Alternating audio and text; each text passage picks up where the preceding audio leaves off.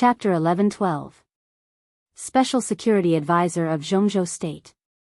In the history of Zhongzhou State, this was not a strange position, but it was also a position that most people had never heard of.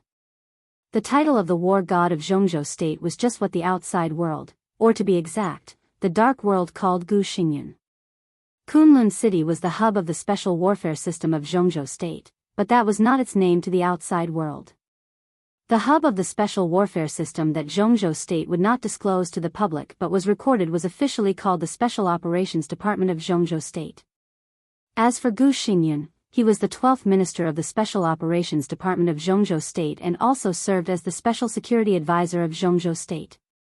Those who knew about this kind of part-time job would naturally understand. Moreover, the dark world was originally in a state of darkness. As long as it was not exposed, it naturally did not matter what the outside world called it. However, Li Huaqing's suggestion was to separate Gu Xingyun's two duties. That was to say, in the special warfare system of Zhongzhou State in the future, Gu Xingyun would be the Minister of Special Operations Department, and Li Tianlan would serve as the Security Advisor of Special Operations Department. There was no such thing as who was the boss and who was the second. There was a complete balance of power. Li Tianlan also had an official identity, as well as the treatment and corresponding power equal to that of a council giant in Zhongzhou State. To some extent, such a proposal could be regarded as Li Huaqing's appeasement to the new group. When they were suppressing the new group, they naturally did not think of really driving Li Tianlan into a corner and making Wu Jingmin step down. They took away the position of counselor by Qin Xian and some other important positions and let Li Tianlan enter the decision-making level of the council. This was undoubtedly a kind of balance. It was no exaggeration to say that under normal circumstances, Li Tianlan's treatment could be regarded as a meteoric rise. This kind of advancement wasn't completely unreasonable. After all, Li Tianlan had served as the commander of the Snowdance Corps in the Chaos of Snow Country, which was also a commander-level position, equivalent to that of a member of parliament. Although this position had been removed by the parliament, this experience was also a qualification. Now he had become the Special Security Advisor of Zhongzhou State, and his treatment and status had been further improved. With this qualification and Li Tianlan's own combat capability, others could not say anything. But in this situation, how could Li Tianlan be on the same level as Gu Xingyun? I disagree. Li Tianlan expressed his opinion directly and frankly. His eyes were cold. No one was surprised. Li Tianlan's objection was completely reasonable. Those who could enter this study were very observant about the balance and compromise in all aspects. The moment they heard Dongqing Wudi convey Li Huaqing's proposal, they understood something. Making Li Tianlan the Special Security Advisor of Zhongzhou State was tantamount to giving him the power of a council member of Zhongzhou State. It was indeed a huge promotion, which could be said to be a good thing. But Li Huaqing's focus was not on this at all. The point of his proposal was to put Li Tianlan on the same level as Gu Xingyun. The level of the special warfare system of Zhongzhou State was a very serious matter. Of course, many aspects would be considered. Li Tianlan's combat capability was stronger than Gu Xingyun's, but it did not mean that he had to lead Gu Xingyun. Li Huaqing proposed that they should be at the same level. Li Tianlan did not agree with Gu Xingyun's combat capability. It was the situation of Gu Xingyun, or the Special Warfare Group. The investigation of the treason case of the Special Warfare Group did not stop even in the case of Qin Fangqing's sudden death. Dongqing Wudi served as the patriarch of the task force, while Yi Dongsheng and Qingye, the current minister of the Ministry of Security of Zhongzhou State, were the deputy team leaders. This was a task force jointly established by the Giant Group, the Southeast Group, and the New Group. Perhaps the Southeast Group would do its best to suppress the New Group, but it did not mean that they would not cooperate in other ways. Especially in the face of the Special Warfare Group, the Southeast Group would not be soft-hearted at all. This was a huge handle that could shake the foundation of the entire Special Warfare Group. As long as they seized this handle and continued to investigate, when they suppressed the development of the New Group, it meant that they could get more benefits from the Special Warfare Group. Everyone in the Southeast Group understood this very well. Therefore, the task force investigated day and night, and the inside story had snowballed. The directors of the 4 provincial special operations bureaus of Yuzhou, Northern City, Suzhou, and Nanyun were now all under investigation. One of them could be said to be Gu Xingyun's most trusted confidant. Everyone knew what this meant. Gu Xingyun was caught in the storm, and his ally, the Prince Group, who was most likely to give him firepower support, was now in a terrible situation. In the face of more and more evidence, the Special Warfare Group was doomed to fall apart. Even if Gu Xingyun could barely escape with his own combat capability, the Special Warfare Group could not continue to exist. That was what everyone thought. Until Li Huaqing proposed that Li Tianlan and Gu Xingyun should be at the same level. This suggestion really had some hidden meaning. There was no doubt that letting Li Tianlan become the special security advisor of Zhongzhou State was indeed a comfort to the new group, but the more important meaning behind this proposal was to protect Gu Xingyun. Li Tianlan and Gu Xingyun should be at the same level. This was undoubtedly a hint that the treason case of the Special Warfare Group should come to an end here. As Li Tianlan entered the parliament, the Special Warfare System was bound to undergo a big reshuffle. The elites of the Li family were in contact with the Special Warfare System of Zhongzhou State again after more than 20 years. Gu Xingyun was bound to be cautious and did not dare to make any mistakes. In this way, even if he had really done something outrageous, he did not dare to continue to do it now, especially when he was no match for Li Tianlan. He could only behave himself. After all, Gu Xingyun was also an expert who was close to the peak of the invincible realm. Perhaps after realizing the extreme strength and presumptuousness of his personal strength, Li Huaqing's suspicion of Li Tianlan did not disappear, so he thought of using Gu Xingyun to check and balance Li Tianlan. This was not a good choice, but it was the only choice. Of course, there were better ways, such as transferring Wang Xingxiao to take over Gu Xingyun's position. But in this way, not to mention the backlash within the Special Warfare Group, the Southeast Group and the new group were not fools. Who would be fooled by such an obvious provocation? Such a proposal could not be passed at all. In order to protect Gu Xingyun, the Prince Group, which also needed an ally, would definitely support it. The North Group, which already had doubts, would only choose to be neutral. The Southeast Group was also happy to see Gu Xingyun involve Li Tianlan's angle, but it would not make a clear statement. In this way, the probability of passing was very high. Once this proposal was passed, it meant that Chen Fangqing's death and the case of treason of the Special Warfare Group were completely over. The rest were just some trivial aftermath. The Special Warfare Group would naturally reunite with the Prince Group when it regained its footing. Chen Fangqing had been in the cabinet for many years. His death was originally a touch of sadness. Coupled with his deep-rooted management, the Prince Group had been able to stabilize the situation with the strong support of the Special Warfare Group. Now that the new group had lost the initiative, it was no longer advisable to cut a piece of meat off the Prince Group. Similarly, their plan to conquer the cabinet would also be completely ruined and doomed to failure. But the new group did not gain nothing. Li Tianlan entering the parliament and becoming an invisible director could also be regarded as the expansion of the new group's sphere of influence. This was also the result that Li Huaqing wanted. He hoped that the new group could rise and make its voice heard in different fields, but he absolutely did not want it to be too tough in one field, such as the cabinet.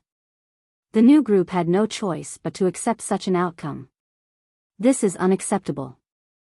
The Prince Group, which has stabilized its position, has an ally, and it is not difficult to stabilize the interior.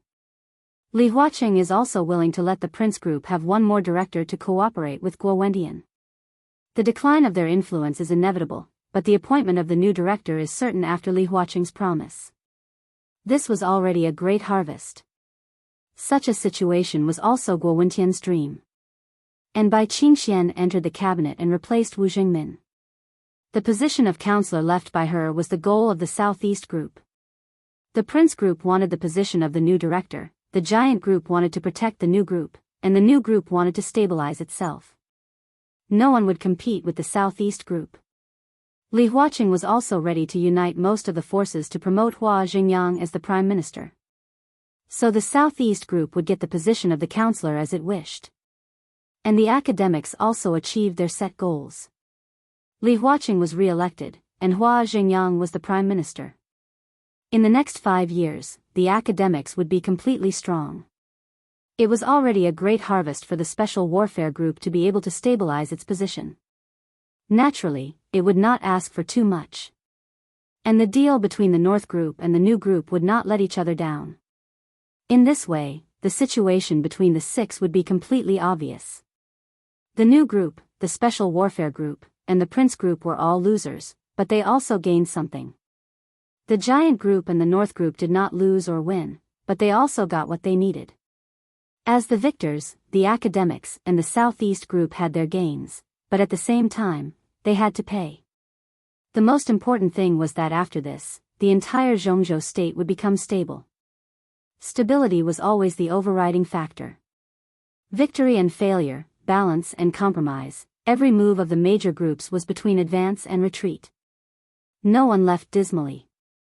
After reaching a situation that everyone could accept, the stability would continue. They never tried to destroy any strong group, but they could freely advance and retreat. This was the key to Li Huaqing's success today, and it was also the style of the academics. Now it seemed that it was undoubtedly very clever. Countless thoughts were running in Li Tianlan's mind, and he suddenly said, "What's the result?" "No result." Zhou Mulan suddenly smiled. "The pressure is great, but I can still stand it for the time being," but he shook his head and did not continue. Li Tianlan already understood what he meant. If there was no hope of a comeback, then this result was the best result. Li Huaqing protected Gu Xingyun. Although they were somewhat unwilling, they could only accept it for the time being. After all, it was not a bad thing for them that Li Tianlan entered the parliament. Moreover, the difference in combat strength between Li Tianlan and Gu Xingyun was extremely obvious. But in the environment of the special warfare system, Li Tianlan's strength would not be shaken at all because of his shallow foundation. The initiative was already on Li Tianlan's side. Li Tianlan was also very clear why there was no result at this plenary meeting. The only explanation was that although Dongqing Wudi and the others resisted the pressure to express their opposition, such opposition would obviously not be too firm. This also meant that they had the possibility of agreeing, but the details still needed to be discussed. Otherwise, today was a plenary meeting, and Li Huaqing could use a vote to force his proposal. It did not come to this step, naturally, because of Dongqing Wudi's attitude, so there was a possibility of compromise. Li Tianlan lowered his head slightly and narrowed his eyes. Perhaps now in the heart of the leader of the giant group, he was already thinking about how to make himself more powerful in the special warfare system.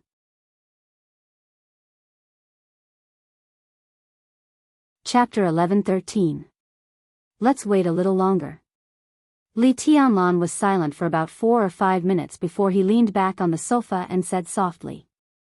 Dongqing Wudi nodded and said, Li Huaqing didn't force his proposal through at the plenary meeting today because Dongqing Wudi and others didn't refuse firmly. This left room for further discussion. Similarly, no matter how firm the opposition was, it was still an opposition. This also left time for discussion with Li Tianlan. The next result could be discussed later. There was less than a year before the election. Time was tight, but there was still some spare time. You have to make up your own mind about this matter. Think it over. Dongqing Wudi lit another cigarette and said with a smile, "The president has time to wait." He didn't continue. Li Tianlan nodded silently.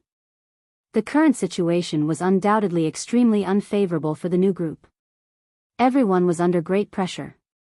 Li Huaqing wanted to calm down the storm and gave a relatively acceptable result. The Xian group could consider or even refuse, but the longer this decision was delayed, the more variables there would be, and the more losses there would be. After all, while the Xian group was considering, the other groups would not just sit still and do nothing.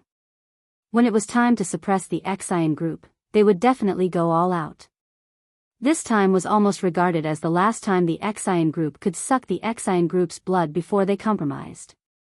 Li Tianlan picked up the teacup, took a sip of tea, and looked at Wu Jingmin on the screen. As if noticing his gaze, Wu Jingmin nodded with a smile. This old man who had truly sacrificed everything for the Li family had long felt exhausted. Now that he had retired, he had nothing to be unwilling about. Even he himself thought that this was the best result. Li Tianlan slowly leaned back on the sofa and stopped talking, as if he was meditating. Dongqing Wudi began to talk about several sensitive positions in the military. Li Tianlan didn't speak, just quietly listening to their conversation. The moment he closed his eyes, his perspective had begun to shift in another direction. The Qin family was filled with a mournful atmosphere. Qin Fangqing and Qin Shi died on the same day, so their funerals were naturally on the same day. Although it had been less than a week since their funerals, the Qin family had obviously become deserted. Even most of the Qin family's relatives had left Yuzhou. If Li Tianlan really accepted Li Huaqing's proposal, there was no doubt that after the major groups reached a new balance, the Qin family's experience would soon be completely forgotten. As Qin Shi's secretary, Mao Song still hadn't left the Qin family's compound. Qin Fangqing's death had earned the whole Qin family a lot of sympathy. While the hard-pressed prince group suppressed the new group, it also hoped to unite the Qin family for more support. Qin Fangqing did make a series of inappropriate decisions before his death, but his contribution to Zhongzhou state couldn't be erased. Not only in the prince group, but even the senior officials of other groups respected Qin Fangqing very much. At this time, uniting the Qin family would undoubtedly put more pressure on the new group. People close to the Qin family would be further promoted. It was said that Qin Fangqing's secretary, Yuan Lin, would soon serve as the governor of a province. The Ministry of Personnel also talked to Mao Song. It was said that he would soon be appointed as the Secretary General of a province. The Qin family was not very prosperous. Except for Qin Fangqing and Qin Shi, most of the others were developing in the economic field and state-owned enterprises. These people would also be taken care of to varying degrees. But as the storm of Qin Fangqing and Qin Shi's death subsided, the Qin family's biggest reliance in the future was undoubtedly the two secretaries, Yuan Lin, who was the governor, and Mao Song, who was the deputy governor. So the Qin family was now trying to win over these two secretaries. No matter what Mao Song and Yuan Lin thought now, they couldn't really leave the Qin family alone. So the two of them had been living in the small courtyard arranged for them by the Qin family during this time, dealing with Qin Fangqing and Qin Shi's funeral. At the same time, they were also waiting for the new appointment notice. Mao Song's performance had always been normal. The so-called normal was not panic, not excitement, and had always maintained a rigorous and serious attitude to deal with all kinds of affairs and deal with all kinds of people. After dinner, Mao Song shut himself in the study. This used to be Qin Shi's study, but now it was Mao Song's office. It could be seen that the Qin family valued and wanted to win him over. He was now studying several documents about Nanyun province. There were many rumors about his and Yuan Lin's promotion in the outside world. It seemed to have been settled, but in fact, there were also disputes. As Qin Fangqing's secretary, Yuan Lin's rank was the governor. His position was also the most controversial. Many of the higher-ups were inclined to let Yuan Lin be the governor of a province in the northwest. Under normal circumstances, Yuan Lin could be said to have such an outcome. Everyone knew the current situation of the prince group. If Qin Fangqing stepped down under the pressure, there was basically no hope for the governor of Yuan Lin. Most likely, he would be given an idle position to retire, which was a relatively good outcome. But now, Qin Fangqing's abnormal death became a ladder for Yuan Lin's promotion. Coming out of Qin Fangqing's influence, he was still a capable person of the prince group. Naturally, the prince group wanted to take this opportunity to push him to a more prominent position. Therefore, the prince group was now inclined to transfer Yuan Lin to be the speaker of the province in the northwest. The speaker of a province and the governor seemed to have the same rank, but in the eyes of the higher-ups, they had completely different weights. Yuan Lin himself was the governor, and his seniority was enough. Even if Yuan Lin could not be the speaker of a province, the position of the governor of a remote province was not something the prince group could be satisfied with. Therefore, if it was determined that he could not win the position of the speaker of a province, Yuan Lin would naturally be appointed to a more important position at the level of the governor. In Zhongzhou state, it was not easy to find a position more valuable than that of the governor but not the speaker. Several heavyweight departments in Zhongzhou state had always been contested by militarists, so it was hard for the prince group to arrange for them. As for departments like the Ministry of Personnel, they were all members of parliament. Yuan Lin was not qualified. Therefore, the prince group was now focusing on fighting for two positions. The first was the mayor of Yuzhou. The second was the mayor of Huading. The current speaker of Huading was one of the leaders of the prince group, so it was unlikely that Yuan Lin would go there. In Yuzhou, with Bai Zhanfang's retirement next year, there was bound to be a reshuffle in the Yuzhou parliament. Yuan Lin undoubtedly had a great chance. This was also the result that the Chens wanted to see. If Yuan Lin became the mayor of Yuzhou, it would be easier for him to take care of the Chens. This was also what Mao Song wanted to see. Because Yuan Lin could not win the position of the speaker of a province, the higher-ups would inevitably make compensation in other aspects. Chen Fengqing's secretary was demoted, and Chen Shi's secretary was promoted. This was a matter of course. In such a situation, Mao Song's new position might not be the secretary general of a province, but the director of Nanyuan province, the deputy governor. With Chen Shi's death, Mao Song could be regarded as having a meteoric rise. This result was basically a foregone conclusion. Because Mao Song had received some promises about Yuan Lin and his appointment. Some forces that no one had expected would do something, and finally achieve the current result. Therefore, Mao Song was now very concerned about some documents in Nanyuan. It could even be said that he had entered the state of deputy governor in advance. When there was a knock on the door, it was nearly 12 o'clock in the middle of the night. It was quiet inside the Chen's compound, and everyone had fallen asleep. Listening to the rhythmic knock on the door, Mao Song showed a faint playful smile at the corner of his mouth, and said lightly, "Come in." The door was gently pushed open, and a young woman with a slim figure wearing a black coat with her hair in a bun came in. The young woman was about 25 or 26 years old. If it wasn't for her unique charm, no one would even be able to tell that she was married.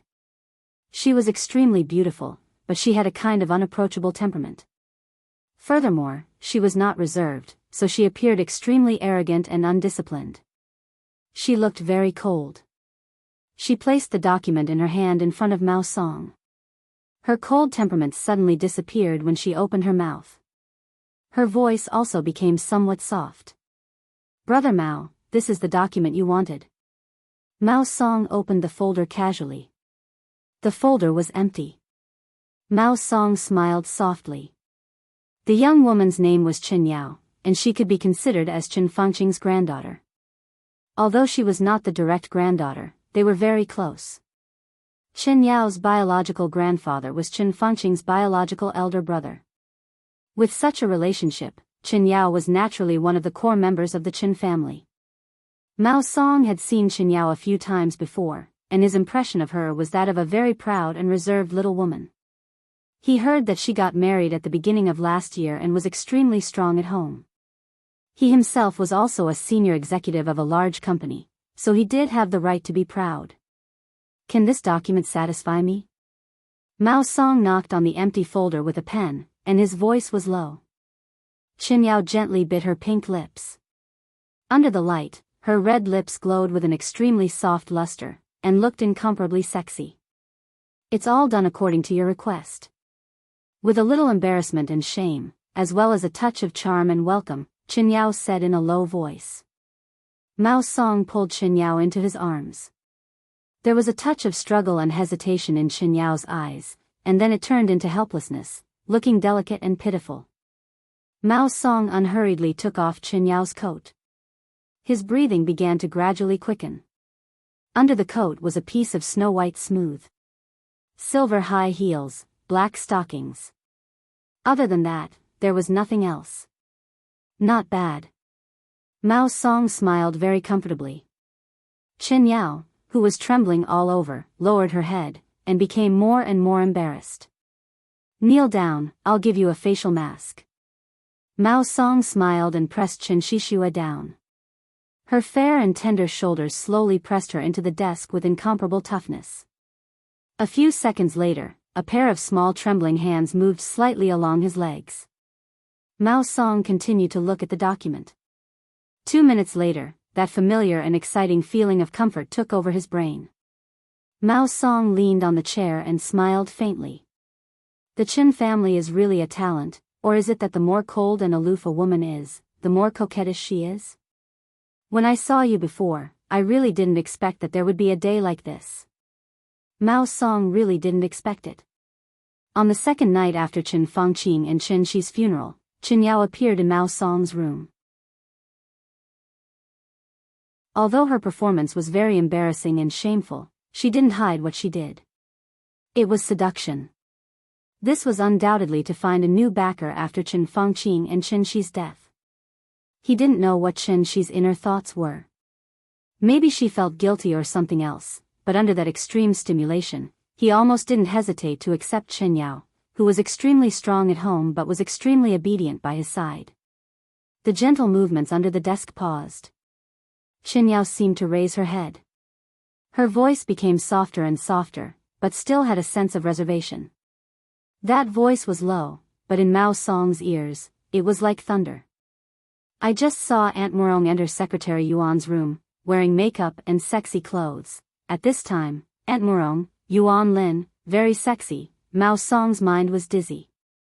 Astonishment, anger, jealousy, all kinds of emotions suddenly surged up. He directly pulled Qin Yao up. He gritted his teeth and said, "Which Aunt Murong?" Qin Yao's red lips became softer and softer. She whispered, "There's only one Aunt Murong, Murong Shou." Mao Song didn't speak for a long time. Of course, he knew that there was only one Aunt Murong. She had always been his sister-in-law in his heart. A beautiful, reserved, mature, dignified, gentle, virtuous, and elegant woman. It wasn't that Mao Song didn't have any other thoughts, but he didn't dare to have any other thoughts. Because that was Qin Shi's wife. And now, Qin Shi's wife, wearing sexy clothes, was in Yuan Lin's room? What was she doing? What was she doing? Qin Shi's bones were not cold yet. Slap. Mao Song slapped Qin Yao's but fiercely. He gritted his teeth and said, "You bunch of bitches." Amidst Qin Yao's low exclamation, Mao Song directly picked her up and threw her on the bed in the lounge. Her hysterical venting didn't cause any waves in the Qin family's courtyard. It wasn't until nearly 3:00 in the middle of the night that Qin Yao put on her coat again and sneaked out. Mao Song laid on the bed, thinking about random things in the lounge full of ambiguous smell. He thought about Qin Yao for a while, then thought about Murong Shou. He thought about her appearance in Yuan Lin's room at this time. He thought about her usual dignified and gentle appearance. He thought about Qin Shi again. Sometimes he gritted his teeth, sometimes he sighed softly. He gradually fell asleep in a daze. In the dark lounge, a shadow that had witnessed everything slowly moved and finally came to Mao Song's bed. The shadow was vague, as if it didn't exist, but from a distance, a gaze was always watching here. Mao Song turned over in bed uneasily. His brows gradually wrinkled, and his breathing began to become rapid. In the chaotic dream, Qin Yao became Murong Shou. The woman he once dreamed of seemed to have lost all elegance and reserve, leaving only rich and intoxicating gentleness and charm. She obediently knelt in front of his door. Bang! In the dream, the sound of the door breaking sounded. Qin Shi stood outside the door with a twisted expression, staring at him. A Qin Shi covered in blood from head to toe. Qin Shi rushed over directly and firmly choked his neck. No! Mao Song suddenly woke up from the dream with a scream. His body curled into a ball, and he kept muttering to himself, "I didn't kill you, I didn't kill you. Governor, let me go. I didn't kill you." The gaze that had been cast on Mao Song was withdrawn. The vague shadow in the lounge rushed out of the Qin family's courtyard in an instant and turned into a black windbreaker. The windbreaker was completely unfolded. A meteor suddenly crossed the sky over the Qin family's courtyard. The next second, the windbreaker appeared inside the Bai family's manor and automatically hung on the hanger. In the bedroom, Li Tianlan gently hugged Qin Weibai, played with her hair, and smiled slightly. The breakthrough was found. And it was an unimaginably good breakthrough.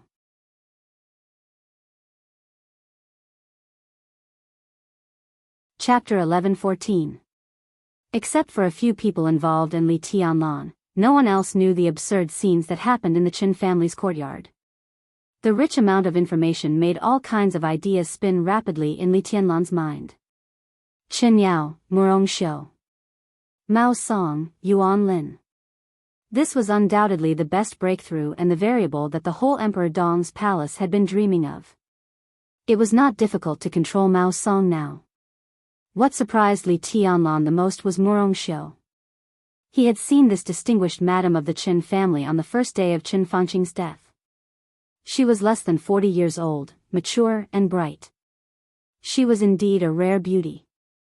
If he had not seen it with his own eyes, he would not have imagined that this lady, who looked extremely dignified and reserved, could be more open than Qin Yao and Mao Song.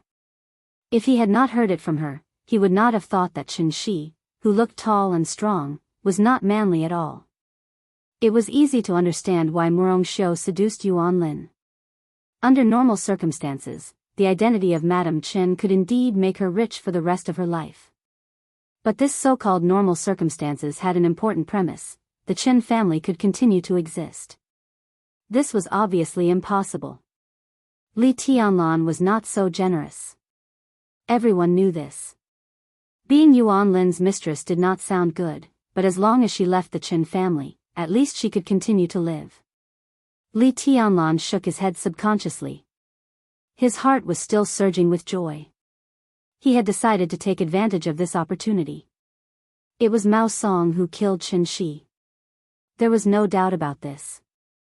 Mao Song's behavior in his dream was enough to explain the problem. The clue given by Xianyuan Wushang also pointed to Mao Song. Li Tianlan did not know how Xianyuan Wushang found Mao Song, but he had an almost instinctive trust in Xianyuan Wushang. As soon as Xianyuan Wushang gave the news, Li Tianlan directly sent out Ruthless, who had just inexplicably recovered some energy. Ruthless' sword intent was connected with his sword energy. Under the situation that they shared the same vision, Li Tianlan, who had been watching the Qin family's courtyard for a day, finally saw the explosive content he wanted to see. Qin Shi's death was confirmed. And the cause of Qin Fangqing's death was still inexplicable. But it was not important. What was important was that Yuan Lin was Qin Fangqing's secretary, and this secretary had slept with Qin Fangqing's daughter-in-law. As for the others, there was no need to mention them. This news alone was enough to completely reverse the current situation of Emperor Dong's palace. Li Tianlan instinctively wanted to get up and communicate with Dongqing Wudi about what he had learned. He knew himself very well. In terms of individual combat capability, no one in the whole dark world was his match now. And he could make some decisions from a very high position. But in any case, he could only be regarded as a newcomer in the high level of Zhongzhou state. It was inevitable that there would be things that he didn't consider thoroughly. At this time, he needed to rely on the wisdom of some old people to make himself mature in this aspect quickly. However, at this time, after a moment of hesitation, Li Tianlan lay back down. He didn't tell Dongqing Wudi about Mao Song before, because he couldn't explain the source of the information. He didn't know this himself. Monitoring Mao Song was his trust in Xianyuan Wushang. Now that he had made a major discovery, there was no need to explain the source of the information. A faintly discernible sword intent slowly bloomed from Li Tianlan's fingertips, matching with Heartless. Lien. Heartless, hanging on the hanger, disappeared in the Bai family's manor. The next second, the black trench coat kept splitting into shadows in the Qin family's courtyard, almost covering the entire courtyard in an instant. From now on, everyone in the Qin family was in Li Tianlan's sight. And the only thing he needed to do was to wait for an opportunity. An opportunity for Qin Yao and Murong Xiu to climb into Mao Song's and Yuan Lin's beds respectively. Li Tianlan's body relaxed slightly, and his arm around Qin Weibai slightly tightened. Qin Weibai, who was sleeping soundly in his arms, obediently turned over with the slight strength and buried her face in his arms. A delicate fragrance floated. Li Tianlan closed his eyes, relaxed his spirit, and gradually became in a trance. Late nights in the village were far more lively than at night. Within a few days of coming to the village, Li Kuangtu had to change his schedule. He slept during the day and went out at night. Otherwise, he could hardly rest at night. On one side of the village, Gu Xingyun's aura had become more and more obvious. The aura had been increasing from beginning to end. In just a few days, it had entered the real threshold of the peak of the invincible realm, and it was still growing. Now it was close to the peak of the invincible realm. That was the level before he, Wang Tianzong, Lin Fengting, and others broke through. According to Jiang Shangyu, when Gu Xingyun reached that level, everything should stop. Whether he could break through from the invincible realm to the level they were at now depended on himself in a short time. Li Kuangtu's purpose here was very simple. At Jiang Shangyu's invitation, he came here to protect Gu Xingyun. This is only the surface of things. Jiang Shangyu's real purpose might be to show sincerity, or it might also be a deterrent. He saw a lot of things in this base, especially the villagers here. Their extraordinary physical fitness meant too many possibilities. Protect? It was almost impossible for Gu Xingyun to encounter any variables here. In fact, the strength of these people in the village was what Jiang Shangyu wanted to show Li Kuangtu the most. Li Kuangtu didn't want to admit it, but he had to admit that in a few days, he had gradually lost some of his detached mentality.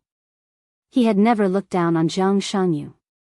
The phrase, "the younger generation will surpass the older," was used to the extreme by Jiang Shangyu. But it didn't mean that Li Kuangtu really thought that Jiang Shangyu could be on an equal footing with him. The Jiang family was alone. Even with more aid and Knights Templars, they still had no advantage in front of the purgatory of Heaven capital.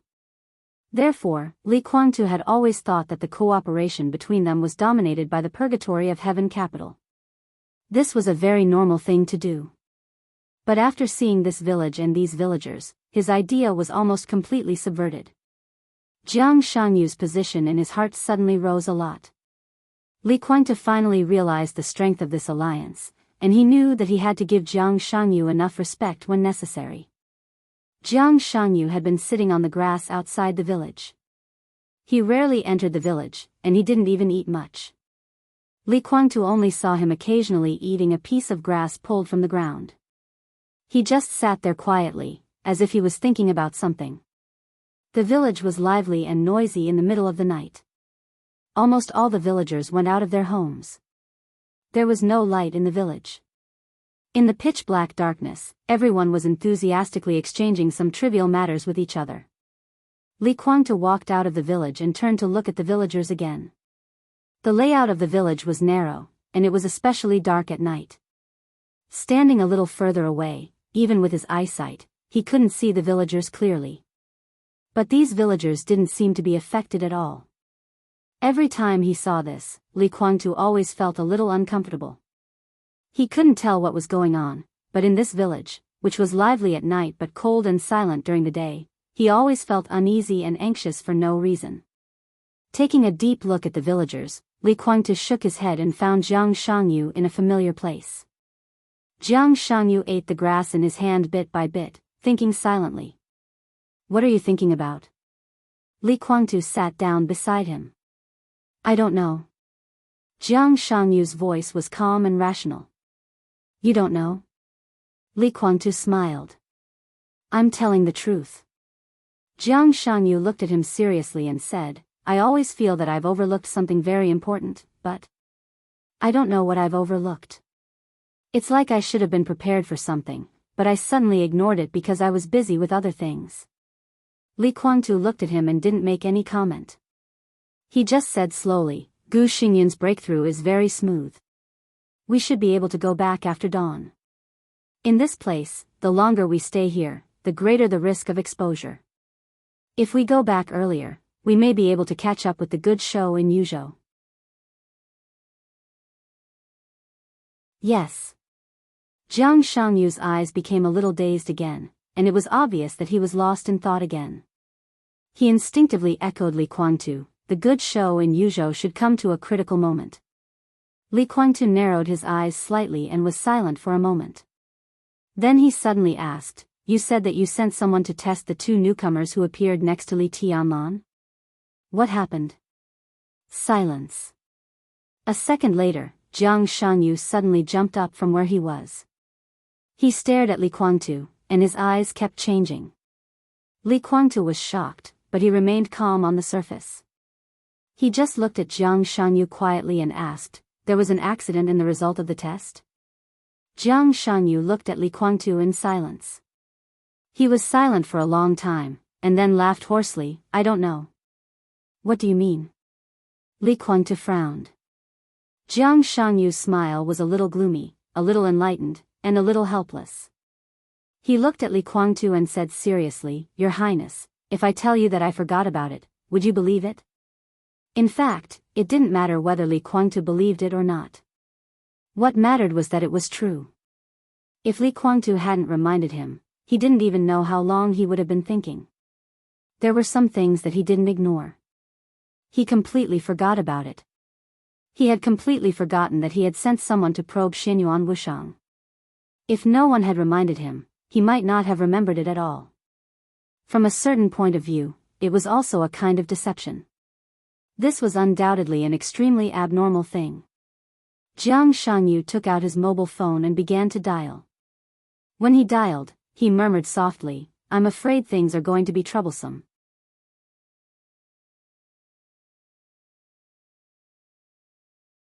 Chapter 11:15. Forgetting something was something that everyone would experience in normal life. However, it was something that he was very concerned about, but he forgot it. This was undoubtedly very abnormal. Jiang Shanyu was different from everyone else. Xianyuan Wushang and Xing Tian were unknown. Their appearance beside Li Tianlan seemed very abrupt. People would pay attention to them, but they would not pay too much attention to them. After Jiang Shanyu used all his connections to investigate Xianyuan Wushang and Xing Tian to no avail, and consulted Li Kuangtu several times to confirm that the Li family could not have these two people, he immediately realized that the sudden appearance of these two people might bring some changes. Probing their origins. This was the first thing Jiang Shanyu did, and it could be said that it was the thing he paid the most attention to. But he forgot. The result of the test was already obvious. If there was no problem with the origin of the two people, Jiang Shanyu could not forget such an important thing. This kind of natural neglect was so careless that it was as if he had deleted a very insignificant thing from his memory. Fraud. And it was a fraud with extremely high authority. If Li Kuangtu had not asked, perhaps Jiang Shanyu would not have remembered that he had tested Xianyuan Wushang until Xianyuan Wushang showed some authority in front of him. This consequence, Jiang Shanyu felt a little cold in his heart, and he also had some doubts. The other party's means of making him forget this matter was too obvious. There were only two obvious possibilities. One was to start from his spiritual world. If so, Jiang Shanyu would not feel that he had neglected anything at all, so this possibility could be ruled out. As for the other one, it was fraud. Just fraud? If he guessed correctly, Xianyuan Wushang and Xing Tian should be Li Tianlan's guides. With the importance they attached to Li Tianlan, how could one of the two guides be a fraud? Jiang Shanyu could not understand. It seemed that no matter who came, it was more suitable than a person on the path of fraud. His existence also seemed to affect the cooperation between the two guides. If one of them was in the field of fraud, then what was the other one? Jiang Shanyu put the phone to his ear. The phone was quickly connected. The person on the other side of the phone cautiously said a bunch of secret codes, and then hung up the phone. Then an autopsy report and a lot of photos began to appear on Jiang Shanyu's mobile phone. Jiang Shanyu held the mobile phone and looked at the photo carefully. After a while, he smiled at Li Kuangtu and said, "Thank you for reminding me, Your Highness. If you hadn't reminded me, I would have forgotten about it. I've just called Yuzhou province.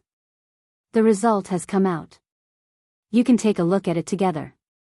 Li Kuangtu walked over quietly and looked at the photos on the phone with Jiang Shanyu. There was a badly mutilated corpse in the photo, which made Li Kuangtu frown. For a moment, he couldn't even understand how the other party died. It looked like there was some kind of power that kept expanding inside the body of the deceased, and finally completely destroyed all the internal structure of the deceased. To be precise, it was as if someone had quietly planted a heavy bomb in his body. However, although the deceased in the photo was badly mutilated, there was no trace of explosion. Jiang Shanyu silently slid the screen and flipped through the photos taken from different angles. After a while, he whispered, "My conclusion is basically the same as the autopsy report.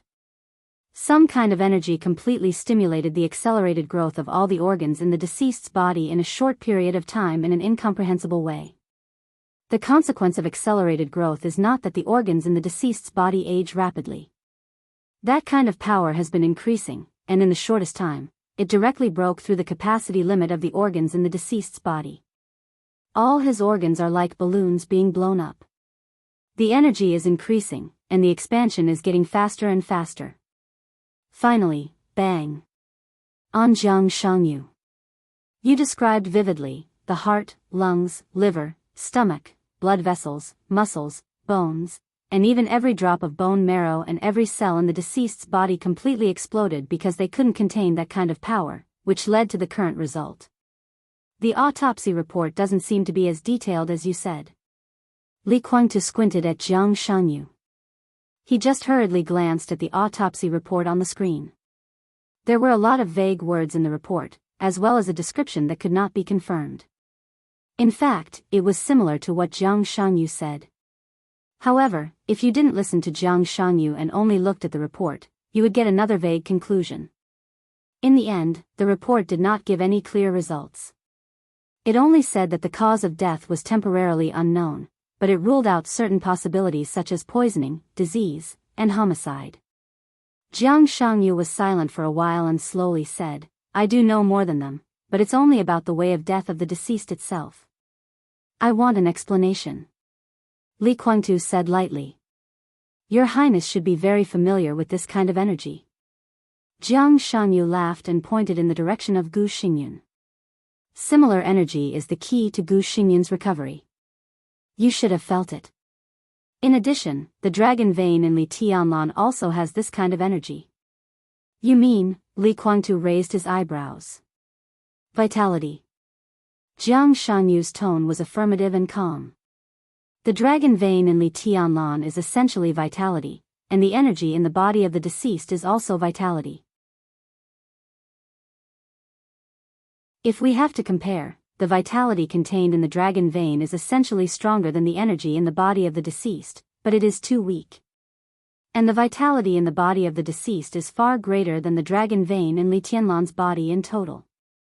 If this kind of energy is only a little bit, it has unimaginable benefits for the body of the deceased. For example, it can cure all the hidden dangers in his body, so that he will never get sick again in this life, and even won't have a cold. It can let him live for more than 100 years or more. But once this kind of energy exceeds a certain limit, it can also be a sharp weapon for killing. The injuries in the body of the deceased were blown up by this vitality. That trace of vitality is constantly increasing, which is equivalent to planting thousands of miniature bombs in his body. This method is very cruel. Even I can't imagine the pain the deceased suffered before he died. Thousands of miniature bombs exploded in his body. Li Kuangtu coughed subconsciously. Jiang Shanyu continued to look down at the screen. After a while, he laughed and murmured, "It turns out to be Saint." Li Kuangtu was a little surprised. He doesn't have this kind of means. I'm not talking about the deputy palace master of the invincible realm in Emperor Dong's palace. Jiang Shanyu said softly, "Although we are both saint, we are talking about two different concepts. Saint is just a code name for Wei Kunlun, and I'm talking about the real saint, the kind that is only one step away from the angel. But saint plus deception, what kind of inexplicable combination was this?" The miracle city was a forbidden place for any force, especially for these leaders. They had to be even more cautious, so no matter what kind of combination, a holy disciple was a must. Saint plus a calligrapher was the best combination, and saint plus an apostle was the most violent combination. Even if it was a martial artist, it was more useful than deception. What was the other party thinking? Maybe things are not as bad as I think. Jiang Shanyu shook his head subconsciously and said softly. At least if it was Saint plus deception, it was basically impossible for Mao Song to be exposed. This also meant that Li Tianlan would still be in a terrible state. Li Guangtu looked down at the photo in Jiang Shanyu's mobile phone thoughtfully. If it was just a test, why did he die? What do you want to express in such a cruel way? Li Guangtu suddenly asked. It's not his fault. Jiang Shanyu laughed. We can test, and the other party can. We can avoid it. So if I want to get the result I want, I naturally have to force the other party to take action. Otherwise, if we talk for a long time, the result is ambiguous. What is it? I'm the one who arranged for this person to die. Xianyuan Wushang. Xing Tian, Jiang Shangyu repeated these two names and said, everyone has a taboo that can't be violated.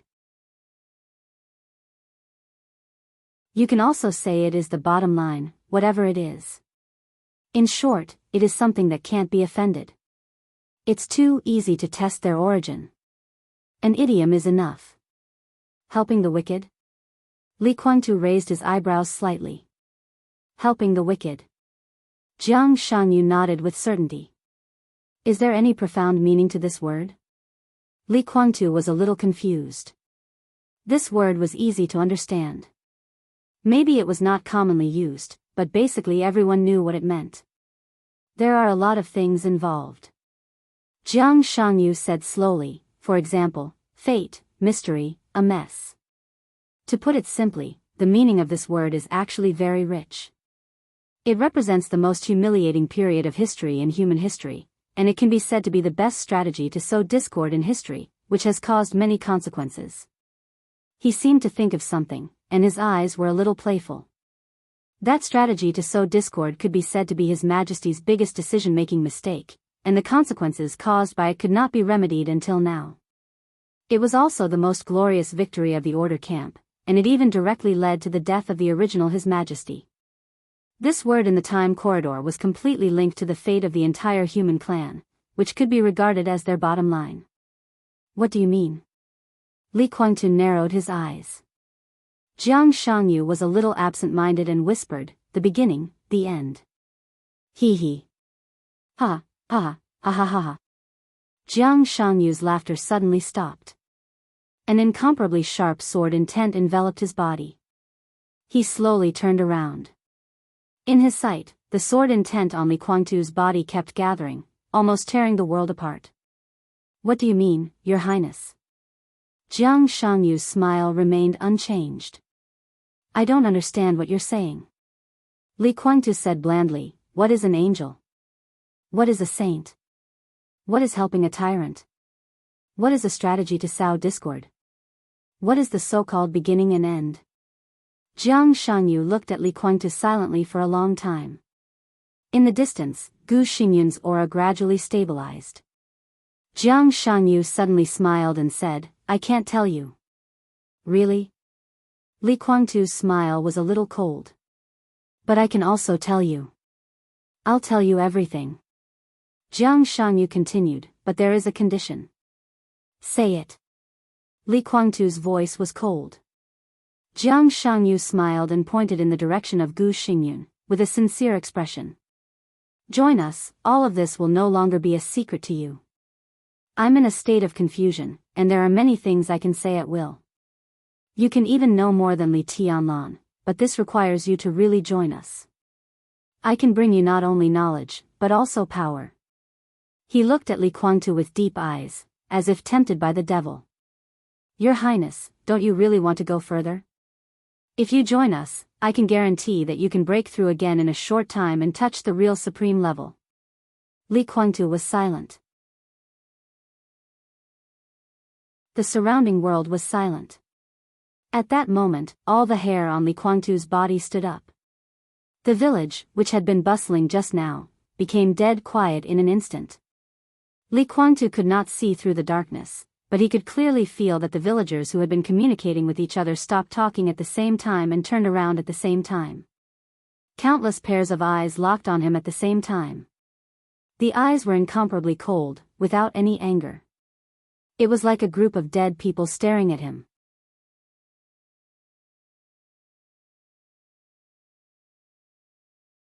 Chapter 11:16.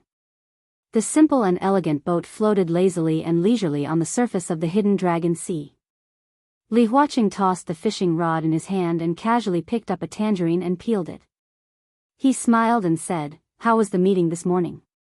Hua Zhengyang smiled and nodded in agreement. The cabinet meeting in the morning seemed to be held quietly, but in fact, it was secretly thrilling enough to suffocate everyone. All the people in Zhongzhou State who got the inside information, that is, all the governor-level officials, were paying attention to the result of this meeting. The contents of last night's plenary meeting had already been spread out through some obscure channels. The core members of the major groups all knew the news. Regarding Li Huaqing's proposal, the situation facing the new group, and the situation of Vice Prime Minister Wu Jingmin, these were all the focus. Hua Zhengyang presided over the cabinet meeting today. In everyone's eyes, there was a sense of aggressiveness. Whether Wu Jingmin would advance or retreat could be seen from the results of this meeting. From a certain perspective, Wu Jingmin's results seemed to indicate the new group's future strategy. Would they compromise or remain in a stalemate? Contrary to everyone's expectations, this highly anticipated meeting went unexpectedly smoothly. After losing the Prime Minister, the cabinet meeting presided over by Second Minister Hua Zhengyang almost became the only one that carried out his will. Wu Jingmin didn't say much from beginning to end. Even when he expressed his opinion, his attitude was that he supported the second minister's decision. Hua Zhengyang was in a good mood for the first time since he had complete control over the cabinet. His expression was a little reserved. "We've passed a few controversial proposals, and we've also nominated a few departments, including a minister. It shouldn't be a big problem for the Ministry of Personnel to investigate." "That doesn't mean anything." Li Huaqing shook his head. Hua Zhengyang was in charge of the cabinet after Chen Fangqing's death. This was the first time Hua Zhengyang had called a cabinet meeting. No matter what the others thought, they wouldn't openly object. It was reasonable for the cabinet to pass several controversial proposals. As for the nominations from the other departments, they were just nominations. They needed to be discussed and finally decided during the meeting. "I know." Hua Zhengyang nodded. He thought about it and said, "Deputy Premier Wu is getting on in years. This is not a good thing." Li Huaqing said meaningfully. Hua Zhengyang squinted. Eyes, no words. He naturally knew what Li Huaqing meant. Regardless of his age, Wu Jingmin's style of doing things had always been stable. His criminal methods were also relatively gentle. Most importantly, Wu Jingmin had always followed the rules when it was time to. Even as an opponent, Hua Zhengyang could not find any fault with him. Now that Wu Jingmin had retired and the new group was coming in aggressively, Li Tianlan would not let go of the position of director of Zhongzhou State in any case. With Wu Jingmin's resignation, Li Tianlan would take the opportunity to enter the parliament. At present, it seemed that Bai Qingxian could only replace Wu Jingmin. A woman? No one in Zhongzhou State dared to think so. Bai Qingxian, who came from the Ministry of Personnel of Zhongzhou State, had served as the mayor of Luojing of Zhongyuan Province, the speaker, the governor of Qinzhou Province, and now the speaker of Liaodong Province. This female high-ranking official, who was one of the few high-level officials in Zhongzhou State, gave a strong and almost harsh impression at work. Although her character had eased in recent years, she was more powerful. At the beginning, she was transferred to the place where the academics started for the purpose of cooperation, but such cooperation really made the high-level officials of the academics feel mixed feelings. If Bai Qingxian replaced Wu Jingmin as the second prime minister of Zhongzhou State, he and Hua Zhengyang would become the most direct opponents. Compared with Wu Jingmin, it was really not a good thing to face Bai Qingxian directly. Bai Qingxian in the cabinet would bring more pressure to Hua Zhengyang. Li Tianlan entering the parliament would also give Li Huaqing a full sense of oppression. The only thing that satisfied the academics was that after the election, they would occupy the position of number 1 and number 2, and they would also become extremely powerful. Hua Zhengyang thought silently for a while, and then said with a smile, "The matter of Liaodong should be settled, right?" This was completely the proper meaning of the question, and also part of the balance. Bai Qingxian could step into the director's seat from Liaodong, and naturally, the academics could smoothly and normally ask for more power to speak in Liaodong. In the past 2 decades, Liaodong had experienced 4 speakers. The first one was Li Huaqing, who now occupied the position of president. The second one was Hua Zhengyang, the second prime minister of Zhongzhou State. The third one would have entered the parliament if there was no accident, but he had to retire because of health reasons, which also interrupted the plan of the academics to perfect their own promotion structure. Therefore, the academics had no choice but to cooperate with the giant group, and Bai Qingxian became the 4th speaker. Now, Bai Qingxian stepped into the director's seat of Zhongzhou State and became the new speaker of Liaodong. Naturally, he was a capable person of the academics, and also a candidate whom the academics strongly recommended to enter the parliament. In this regard, whether it was the new group or the giant group, they had to agree whether they wanted to or not. It's almost settled. Li Huaqing nodded. Let's discuss it in a few days. After a short silence, Hua Zhengyang asked, still haven't contacted Gu Xingyun? No. Li Huaqing frowned. He had been trying to get in touch with Gu Xingyun recently, but he couldn't find him. He shook his head and said helplessly, Kunlun City is a bit chaotic, but it's not appropriate to keep it chaotic. It's time to calm things down. I'll protect Gu Xingyun, and Li Tianlan will take the opportunity to enter the special warfare system. For the two of them, it's a lose-lose situation. The president's means are naturally brilliant. Hua Zhengyang smiled very happily. It's just a helpless move. Li Huaqing said blandly, this matter can be discussed, but Li Tianlan's request is not simple. I can't let him press Gu Xingyun out of breath. If he wants the initiative, I can give it to him appropriately. But I want stability. He must also give it to me. The president is very considerate, but Dong Huang is still young and may not be able to understand your painstaking efforts. Hua Zhengyang said with a seemingly unintentional smile. It doesn't matter. Li Huaqing shook his head. Dongqing Wudi will understand. The phone suddenly rang. It was a very familiar ringtone. But at this time, it was extremely harsh. Li Huaqing, who had reached out to hold the fishing rod, subconsciously stiffened, and then slowly took out the phone. Dongqing Wudi's name kept flashing on the phone screen. Li Huaqing narrowed his eyes and answered the phone. Wudi, it's me. President, I have an important discovery here. I'm on my way to the Hidden Dragon Sea now. I'll pick you up, and we'll go to see a good show. Dongqing Wudi's voice was quiet, but it seemed to be suppressing a different kind of emotion. Li Huaqing's heart sank for no reason, and he said calmly, what good show? You'll know when you get there. Dongqing Wudi chuckled softly.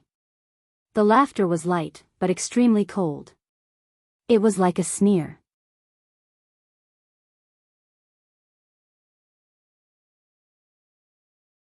Chapter 11:17. For the whole morning, Mao Song had been paying attention to the changes in Murongxiu. Although his view of the world had been shaken by the news brought by Qin Yao, he still had a glimmer of hope that what the other party said was not true. He had always been secretly in love with Murongxiu. Although it was mostly for his own future, Murongxiu was also a part of the reason why he did something to Qin Shi. When he talked to that person, although she did not say it explicitly, he had already heard the subtle hints. But he did not expect that before he could make a move, Yuan Lin would be one step ahead of him. Was it the other party who made the first move? Or was it Murongxiu who deliberately seduced him? Or did they hit it off? Holding the bowl, Mao Song ate the food without tasting it. He gritted his teeth and cursed in his heart, bitch. I heard from Qin Shi that you like this dish. Eat more. The table turned slightly. In the gentle and implicit voice, Murongxiu turned the table and moved a northern stir-fried dish to Mao Song. Mao Song, whose heart was in a mess, was slightly surprised. He subconsciously forced a smile and said, thank you, sister-in-law. We are family, you are welcome. Murongxiu smiled gently and looked at Mao Song thoughtfully. Xiao Mao, is there something on your mind? No. Mao Song looked at Murong Xiu.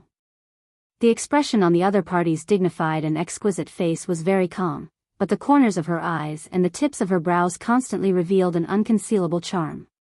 Her face had an extremely intoxicating blush. After the death of her husband, the Qin family's young madam seemed to have been completely nourished, and her charm was even greater than before. Mao Song took a deep breath, looked away, and said softly, I am thinking about the days with the governor. Murong Xiu's eyes flashed with a touch of complexity and embarrassment. She sighed softly and did not speak again. Xiao Mao, I talked to President Guo on the phone before eating. He specifically asked me to tell you not to move around for a few days. Your matter is basically settled, stay in Nanyun. The working environment in Nanyun is a bit complicated, you have to pay more attention. Yuan Lin, who was sitting next to Murong Xiu, suddenly said. Of the two, one was Chen Fengqing's secretary, and the other was Chen Shi's secretary. In private, their relationship was naturally very close. In addition, the people at the table were all core members of the Qin family, so he did not hide anything when he spoke. Yuan Lin nodded. Perhaps it was because of Murong Xiu, but he did not feel much surprise. He merely asked subconsciously, then, I will stay in Yuzhou province. Yuan Lin said softly. The strange thing was that when he spoke, he didn't seem depressed at all. On the contrary, there was a hint of playfulness in his voice that others couldn't detect. This morning, he talked to Guo Wentian on the phone about this matter. It was not impossible to be the chairman of another province, but the development of the province was a little backward. Even if he could go there, the power of the Prince Group could not be said to be superior in the provincial council. On the contrary, he might even face an extremely powerful governor. Generally, being the speaker was not as comfortable as being the mayor of Yuzhou province. Guo Wentian made it very clear that the new group would not fall because of this. This election was only a signal of the rise of the new group. 5 years later, as the structure of the new group was perfected, Li Tianlan would inevitably make greater moves. He hoped that Yuan Lin could stay in Yuzhou and make use of the connections Chen Fengqing had left over the years. He could stand firm in Yuzhou and strive to go further from the position of the mayor of Yuzhou in 5 years. At that time, the group would fully support him. At this point, Yuan Lin could only make it clear that he would obey the decision. He was also very satisfied with the current situation. If he went to be the chairman, there was not much hope for him to go further in 5 years, because that province had no advantage in various competitions. But in Yuzhou, it was possible to go further. To say the least, even if he could not enter the parliament 5 years later, at his age, 5 years of experience as the mayor of Yuzhou was enough for him to be the chairman of most developed provinces in Zhongzhou state. Staying in Yuzhou was equivalent to the Prince Group taking a step back.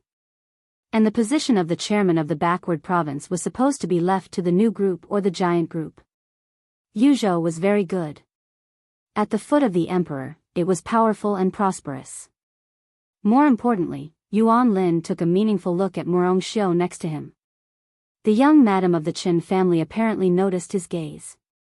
She blushed and turned her eyes elsewhere. Yuan Lin could hardly hide the strange smile at the corner of his mouth. 10 years ago, Murong Xiu was also a famous beauty in Yuzhou. After marrying Chen Shi, she lived in seclusion, but she was still very attractive. Few people could not forget her. Every time Yuan Lin saw her, he was amazed. He really did not expect that a few days after Chen Shi's death, the young madam of the Qin family would take the initiative to seduce him, and she was extremely passionate in all aspects. On and off the bed, she was reserved and open. Murong Xiu was like a different person. Yuan Lin almost had sex every night these days. He felt that he was 10 years younger. At this time, he was a little reluctant to let go of Murong Xiu. Mao Song, who had been paying attention to their behavior, silently confirmed something. He silently picked up the wine glass in front of him and drank it up. Then he got up and said calmly, "I'm done. Please enjoy." Quietly, he glanced at Qin Yao, who was sitting on the other side of Murong Xiu. Everyone in the Qin family except Yuan Lin stood up, including Murong Xiu. And Mao Song's eyes also happened to sweep over. At that moment, Mao Song seemed to see a hand quickly retract from Murong Xiu's leg. Mao Song's eyes fell on Chen Yao and turned back again. Murong Xiu's face was slightly red, and her eyes were a little flustered. Without changing his expression, Yuan Lin picked up a napkin and casually wiped his fingers. Bitch! Mao Song cursed again in his heart, turned around and left the dining room. 2 or 3 minutes later, Yuan Lin also stood up and returned to his courtyard. 5 minutes later, Chen Yao left. 10 minutes later, Murong Xiu also stood up and left the dining room slowly after saying everyone enjoy. After walking around the Chen family's courtyard, Murong Xiu quietly came to Yuan Lin's room. Before Murong Xiu could knock on the door, it suddenly opened. A pair of arms stretched out from the inside and carried Murong Xiu inside. The sound of clothes tearing was heard. Murong Xiu's voice became sweet and charming. What's the hurry? When we were eating just now, you didn't know how tempting you were. At the same time, Mao Song carried Chen Yao again and threw her on the bed. At the same time, Mao Song carried Chen Yao again and threw her on the bed. Mao Song's eyes were red, and he was about to make a move. Boom! A loud noise suddenly rang out without any warning. At the same time, there were 2 women's screams that almost spread throughout the Qin family's courtyard.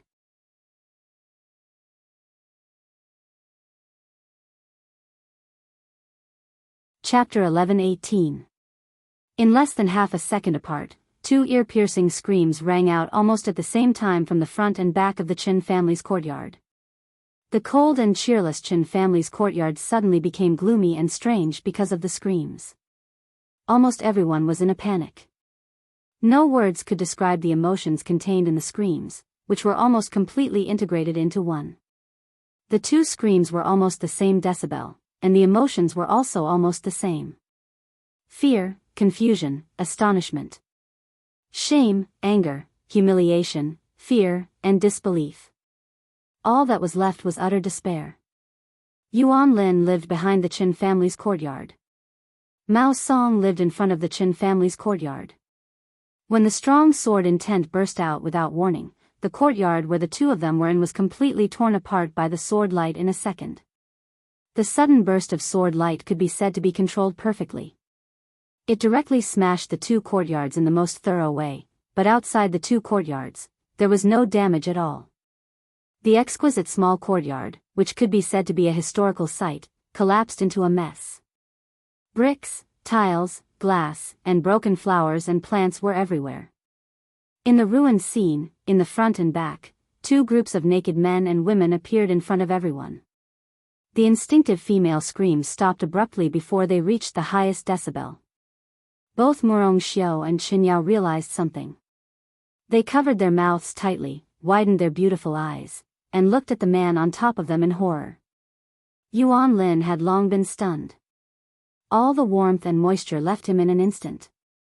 He just instinctively turned his head and blinked blankly. In his sight was a crowd. Behind the crowd, there were more and more people. It was dark in front of him. All the figures seemed to be constantly overlapping. The world around him was spinning. An indescribable coldness completely froze his soul. His heart was beating faster and faster, and his hands subconsciously tightened. Under the sharp pain, the young lady of the Qin family, who came from a prestigious family, subconsciously groaned. It was as if Yuan Lin had heard a sudden clap of thunder, and he suddenly loosened his grip. He opened his mouth, but no words came out. In his sight, nightmarish figures stood at the edge of the ruins and saw everything he and Murong Xiu had done. The evidence was completely and clearly placed in front of everyone in a way that no one could imagine. Li Huacheng, Guo Wendian, Hua Jingyang, Li Tianlan, Wu Jingmin, Bai Zhanfang, one after another incomparably familiar figure, all of them appeared at the scene. In the other direction, after Chen Fangqing's death, Dongqing Wudi, who could be said to be the number 2 figure in Zhongzhou state in terms of actual power and official ranking, also stood on the edge of the small courtyard where Mao Song was with several directors of the North and Southeast groups and 2 members of the Prince group. Front and back. 2 crime scenes. For a moment, there was an incomparably quiet silence. Apart from a few people who already knew the inside story, no one could believe the scene before their eyes. Even Li Huaqing and Guo Wentian couldn't believe it. Before stepping into the Qin family's courtyard, they had no idea what would happen here. All those who wanted to inform Yuan Lin and Mao Song were detained. Several core members of the Qin family led them to Mao Song's and Yuan Lin's residences. Then, the sword Shi exploded. This image had become a reality. Blank. At this moment, most people were dumbfounded. Yuan Lin didn't know what to say. Li Huaqing and the others didn't know what to say either. Because it was too sudden and too shocking, their brains didn't even realize what the scene in front of them meant. Is this Qin Fangqing's small courtyard? The young and indifferent voice suddenly sounded. Everyone's heart suddenly shook. Li Tianlan continued to smile with a cold expression. As Qin Fangqing's secretary, I played with Qin Fangqing's daughter-in-law in Qin Fangqing's residence. Who would dare to accept such a script? Qin Fangqing, Qin Fangqing, Qin Fangqing. Li Huaqing's face suddenly changed. Guo Wentian's scalp was numb. No, his whole body was numb. Under everyone's gaze, Qin Fangqing's face completely turned into a strange black and blue color. His breathing became more and more rapid. He reached out and pointed at Yuan Lin. You. After a long time, he didn't say a word. Is this the reason why you killed Qin Fangqing? Li Tianlan's voice was like an icy wind blowing through everyone's heart. In order to occupy this woman, you attacked Qin Fangqing? There was a burst of thunder. Li Tianlan's voice was very calm. But everyone could feel that the other side was already firing with all his strength. The pressure that the new group, the giant group, had been under these days was constantly released between the lines. No. I didn't. Yuan Lin's face changed dramatically. Kill Qin Fangqing? If this crime was confirmed, he couldn't imagine what would happen to him.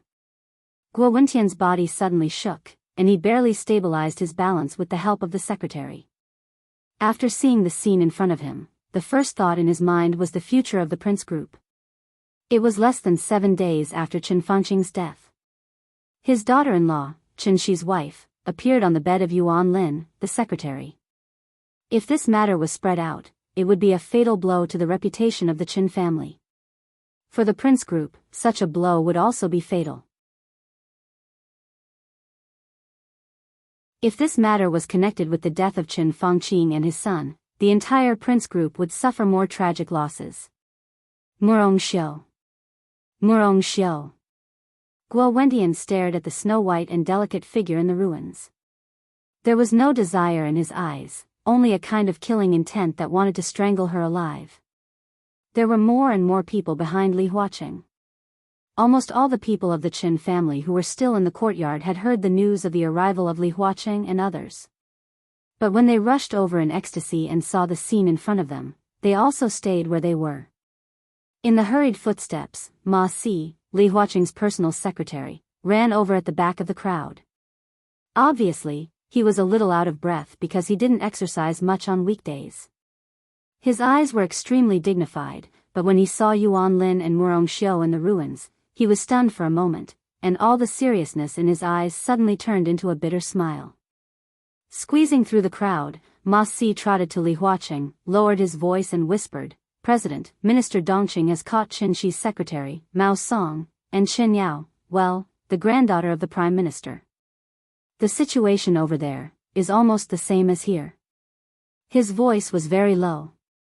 But Guo Wentian, who was very close to Li Huaqing, still heard Ma Si's report. His body swayed again. He didn't know how to deal with Yuan Lin, but Mao Song actually made the same mistake over there. What kind of secretary did the father and son of the Qin family choose? What kind of judgment did these two people have? If even the secretary they chose was so bad, then what would the people they had promoted over the years be like? Guo Wentian gritted his teeth, stared at Yuan Lin fiercely, and gnashed his teeth and said, "You are really good secretaries." Under everyone's watchful eyes, Murongxiu suddenly screamed and pushed Yuan Lin away from her. Her body completely curled up, and with a face full of shame, she screamed with tears on her face, "It's him." He pointed at Yuan Lin and said, "He forced me."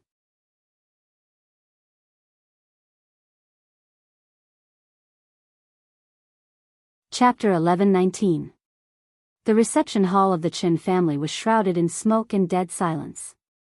The entire Qin family's courtyard seemed to be brewing something in an extremely depressing atmosphere. While others were still immersed in the question of what the affair between Murongxiu and Yuan Lin meant. The giants standing at the top had forced themselves to accept this reality. Li Tianlan sat in the corner, smoking silently and keeping his composure. Li Huaqing, Guo Wentian, Zhou Mulan, Zhou Yunhai, and Ji Wenzhang sat in different positions in the living room. Their sitting postures were casual, which showed that this was not a formal meeting, but more like some kind of discussion. And the candidates who entered the hall were also very interesting.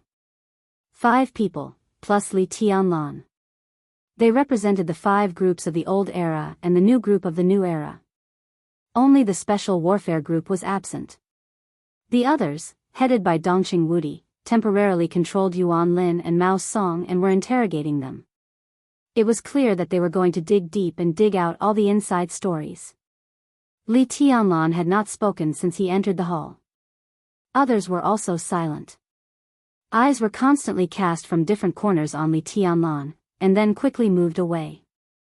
Everyone, including Li Huaqing, was watching Li Tianlan with great caution. Yuan Lin and Murongxiu. Mao Song and Chen Yao. These 2 shameless couples brought a huge accident to the entire Zhongzhou State Parliament. This time, it could be big or small. The only thing that was certain was that no matter how big or small it was, the Qin family was finished from now on. Li Tianlan and Dongqing Wudi's actions were too decisive, fast, and ruthless. They not only informed Li Huaqing, but also several directors who were still in Zhongzhou State and several members of parliament who were still in Yuzhou were all invited to watch the 2 charming and tempting dramas together. As the young madam of the Qin family, Murongxiu got on Yuan Lin's bed. This was like the Qin family stabbing themselves in the heart with a sharp knife. If the matter was not exposed, it might be a clever move for Murongxiu to protect herself. But when the real scene appeared in front of everyone, Murongxiu was equivalent to committing suicide with the whole Qin family. No matter how big or small it was, the reputation of the Qin family would be ruined, and the prince group would no longer provide any protection to the Qin family. The power of the new group and Emperor Dong's palace would soon pour into Yuzhou, and the whole Qin family would be completely wiped out like a bubble. No one could save them, and no one would be willing to save them. Qin Fangqing, Qin Shi, and the Qin family would all become the laughing stock of the upper circle of Zhongzhou State, and even be recorded in some hidden history books. This was the most basic result. And what would happen after this result? At this moment, even Li Huaqing wanted to find some clues from Li Tianlan's expression. The necessary foreshadowing had already appeared long ago. In that mess, Li Tianlan had already made a clear inference with the help of the affair between Murongxiu and Yuan Lin. Yuan Lin, who was Qin Fangqing's secretary, wanted to forcibly take his daughter-in-law and use some kind of method to kill Qin Fangqing. This deduction was crazy enough, and it couldn't be said to be correct. However, no one could clearly say that this deduction was wrong. It was the same as Li Tianlan's situation before. Everyone thought that Li Tianlan was the most suspicious person in Qin Fangqing's death. This answer couldn't be said to be correct, but it couldn't be said to be wrong either. There was no evidence. Li Tianlan couldn't prove his innocence. The parliament also couldn't confirm Li Tianlan's guilt. In this case, a unilateral denial was almost meaningless. Li Tianlan was the same. Yuan Lin was the same.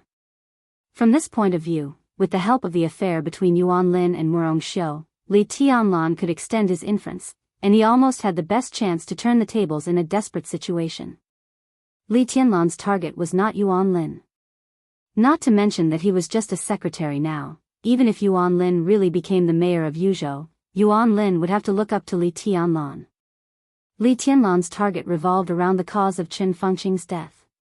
Yuan Lin's matter couldn't prove that Li Tianlan had nothing to do with Qin Fengqing's death, but the suspicion on him was mostly attracted by Yuan Lin. If Li Tianlan took this opportunity to turn the tables and wash away the suspicion on him, Qin Fengqing's death had nothing to do with the new group. What did that mean? All the giants present were a little annoyed. It meant that some of the balance that was about to be reached would be completely out of control, and it also meant that some of the new situations they had seen would also be fragmented. The suppression of the new group would become a target. If they wanted to appease Li Tianlan, they had to make further compensation to him. How great would the impact be? First of all, Wu Jingmin, who was about to retire, would directly take the position of the second prime minister of Zhongzhou state and become the next director. Bai Qingxian would naturally enter the parliament, and there would be no other variables. Personnel issues in the various departments of the cabinet became sensitive again. The competition between Hua Zhengyang and Wen Siyuan would become white-hot again. As an important fulcrum for the academics to improve their internal structure, the status of Liaodong in Zhongzhou state would become uncertain again. The situation of the prince group was even worse. Their own people killed Qin Fengqing, which would inevitably lead to a big reshuffle within the prince group. In this case, it was difficult for them to push out a director who could cooperate with Guo Wendian to stabilize the situation in the next session. Of course, there were such candidates, but it was difficult for the prince group to find a candidate who could be recognized by everyone in the internal reorganization. In the case that they couldn't pass their own internal affairs, the support of the academics was undoubtedly a drop in the bucket. The cooperation between the two sides might come to an abrupt end. Without the support of the prince group, the situation of the academics would become difficult again. The integration of the North group and the new group would continue. Emperor Dong's palace rose rapidly. The giant group completely completed the internal change and integration. This result was also a new balance. But this was the balance that most people didn't want to see at the moment. And this was the most conservative estimate.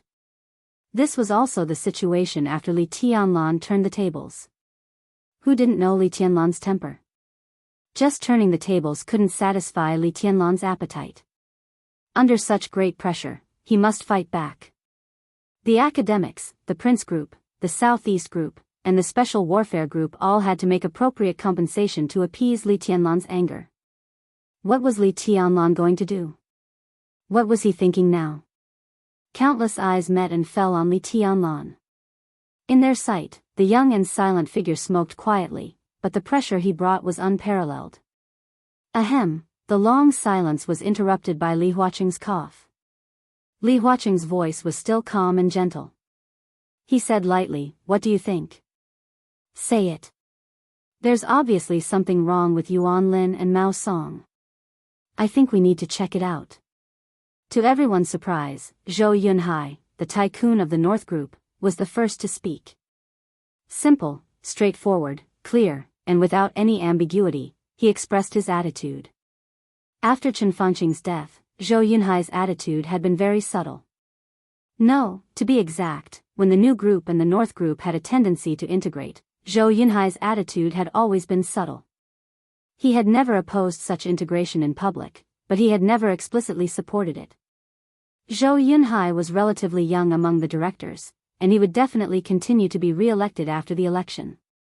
His attitude had always made Li Huaqing feel at ease.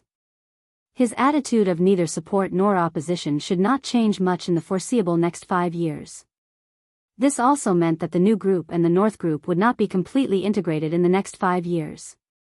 In this way, other groups would have a lot of room to operate. But now, Li Tianlan and Zhou Mulan hadn't spoken yet. Zhou Yunhai was the first to express his support for Li Tianlan. Li Huaqing and Guo Wendian's faces became gloomy at the same time. Especially the latter, his eyes even became a little cold. "I agree." Zhou Mulan spoke unhurriedly. His words were even more direct than Zhou Yunhai's. The issue of style is related to one's personal morality, but when combined with Yuan Lin and Murong Xiu's identities, it's shocking. Why did the Prime Minister suddenly die? Does it have anything to do with Yuan Lin? How much does it matter? Investigate, we must investigate. This is a very serious matter. Yuan Lin is not stupid. Guo Wendian, who could not bear it, said with a gloomy face, even if we don't consider other factors, Yuan Lin has no reason to kill the Prime Minister from the perspective of his personal future. If he really killed the Prime Minister, what good would it do him? Aren't the benefits obvious? Li Tianlan said lightly, as soon as Chen Fangqing died, he would be a border governor. I heard that you had a small discussion about making him the mayor of Yuzhou, the spokesperson of the capital of Zhongzhou State. Isn't this position prominent enough? But what President Guo said also makes sense. It's really impossible for him to kill Chen Fangqing under normal circumstances. Therefore, we can't rule out other possibilities, such as Chen Fangqing's death, which is a dispute within some groups. Yuan Lin would not be unaware of the impact of Chen Fangqing's death on him. The biggest possibility that he dared to do it was that he was instructed by some important figures of some groups. He could be sure that even if Chen Fangqing died, he could still get the full support of that group and even support him to go further. It's not difficult to understand when you think about it this way. Guo Wentian's ears were buzzing. Everyone also looked in the direction of Li Tianlan in surprise. Sitting in the corner, it was dark around him, so no one could see his expression. But everyone understood what Li Tianlan meant. The counterattack did not wait for Li Tianlan to turn the tables. The real counterattack had begun now. A strong sense of crisis completely enveloped Guo Wendian. Li Tianlan actually wanted to use this matter to burn the fire on him? What did he want to do?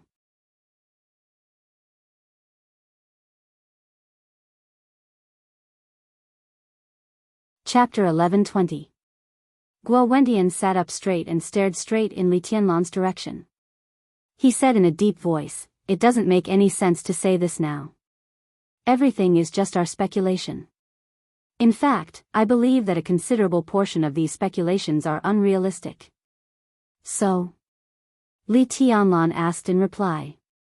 His casual voice carried an indescribable sharpness in the dark corner. So, Guo Wendian turned his head and looked at Li Huaqing, who had not spoken a word, and said seriously, "Mr. President, the most important thing is to stabilize the situation. In this case, I think stability trumps everything. Zhongzhou State is in troubled times now. We should still believe in our own wisdom. Don't always come up with some conspiracy theories, that's not good. It's very simple. I don't think we need to make it complicated. It's meaningless." If one had to think in the direction of conspiracy theory, this was no longer a scandal of one person, but a scandal of the whole Zhongzhou State. Going too far is as bad as falling short. I don't think it's necessary to go overboard. Li Tianlan fell silent.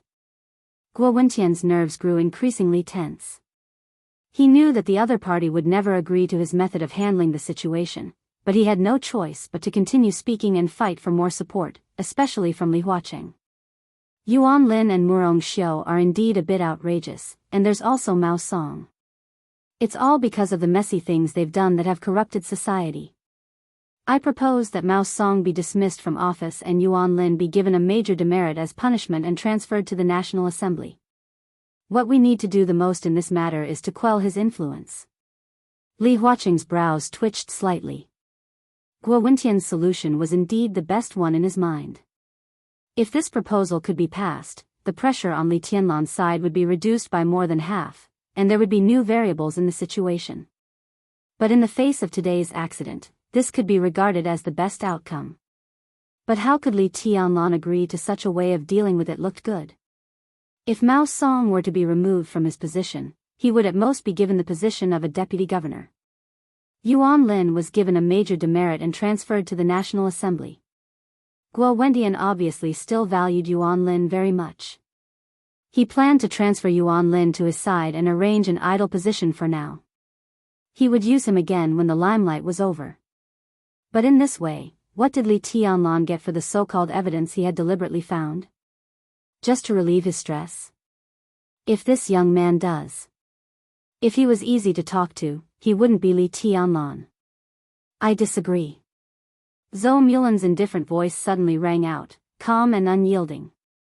This is not a matter of appeasing the influence. The nature of this matter was obviously very complicated, and it involved many aspects. It was not a matter of a few people's private affairs. Should we investigate the death of the Prime Minister? Should we investigate Chen Shi's cause of death? Yuan Lin is such an obvious thing, how can we ignore it? Turning a big problem into a small one, turning a small one into nothing, what was this? There were clues, but they didn't investigate them. Instead, they went in a messy direction all day. Was this really investigating the cause of the Prime Minister's death? Or is someone using the Prime Minister's death to stir up trouble? If Yuan Lin's matter is reduced to a small matter, it's irresponsible to the cause of Zhongzhou State. It's like covering the lid and deceiving ourselves. If we have to suppress this kind of thing, then what is there to persist in the parliament of Zhongzhou State? Absolute silence. Everyone in the hall raised their heads and looked at Zhou Mulan in shock. Tough, serious, direct, and stern in expression. In recent years, Zhou Mulan spoke less and less in various meetings of the parliament. With his silence, the power of the giant group was slowly concentrated on Dongqing Wudi. Everyone thought that Zhou Mulan had retired in advance, but no one expected that on such an occasion today, the old man, who had been low-key for a long time, would suddenly say such harsh words in a stern voice. This was tantamount to directly rebuking Guo Wentian for being irresponsible, unprincipled, self-deceiving and stirring up trouble. Such an attitude was almost tantamount to completely denying the value of the prince group headed by Guo Wentian to Zhongzhou State. In other words, this was tantamount to completely breaking off all pretenses of cordiality. Guo Wentian's body kept trembling. At this moment, all the blood in his body seemed to pour into his brain. Sitting in a relatively bright place, he stared at Zhou Mulan and said hoarsely, word by word, "Chairman Zhou, please pay attention to your wording." Zhou Mulan chuckled with some disdain and said lightly, "Chairman Guo, every word I said is worthy of the principles in my heart and of Zhongzhou State. Compared with the various effects caused, I prefer to eradicate some tumors inside Zhongzhou State now. Serious diseases require strong medicine.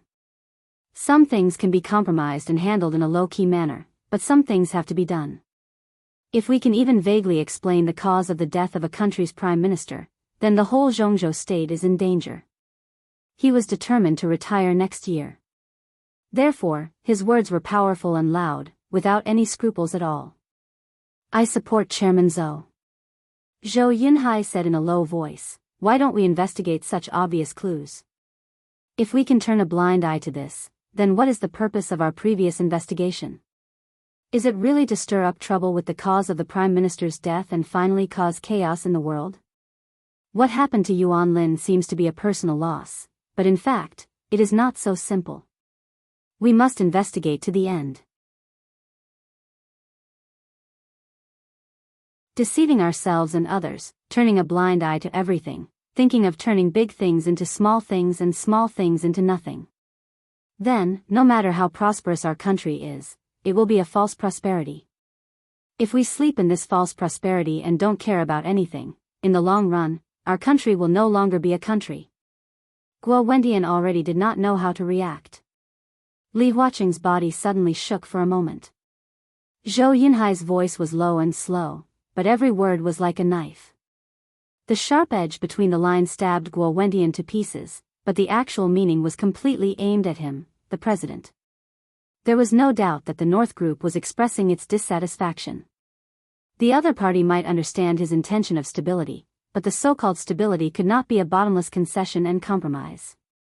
Otherwise, the so-called stability and prosperity obtained by this means would be false. The country would not be a country. This sentence was even more serious than Zhou Mulan's harsh words and stern countenance. This was no longer a matter of taking sides. This was the fundamental principle that Zhou Yunhai and Zhou Mulan really attached importance to. They could completely understand what Li Huaqing did after Chen Fangqing's death. But there was no doubt that if today's matter was suppressed, Li Huaqing's principles would undoubtedly be greatly questioned. I suggest that a special task force be set up immediately to thoroughly investigate this matter. The police department will follow the development of the case throughout the process. I support Minister Zhou's proposal. Ji Wenjiang said calmly. The Ministry of Supervision will immediately organize a special task force to investigate. Li Huaqing was silent and did not speak for a long time. Until a knock on the door suddenly sounded. Ma Si, who looked extremely serious, walked in. He hesitated, quickly came to Li Huaqing's ear, and whispered something. Li Huaqing was slightly stunned, and then his face suddenly became serious.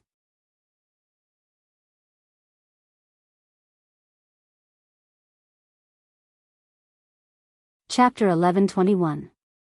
Although it was a centralized interrogation, the weight of Yuan Lin and Mao Song was obviously different. Dongxing Wudi, Wan Qingyun, Hua Jingyang, several counselors almost poured all their firepower on Yuan Lin. The interrogation was not serious in both the occasion and the form. It was arranged in a very comfortable living room, but as time went by, the atmosphere in the living room became more and more depressing and desperate. I didn't force her. The despair in Yuan Lin's eyes grew stronger. It was not that he couldn't bear the pressure, but that he knew very well what it meant. It seemed to be an affair between him and Murong Xiu. But once it was connected with the death of Chen Fangqing and Chen Shi, no one could bear the pressure. A few hours ago, he was still on top of Murong Xiu's body, fantasizing about holding the beautiful lord in Yuzhou. A few hours later, he had fallen from heaven to hell. In particular, Murong Xiu, that bitch, had backstabbed him. Yuan Lin knew very well that he was finished. No matter how Zhongzhou State would deal with him, he would have nothing. Being able to keep his life was already the best outcome. She seduced me. I made a big mistake on impulse.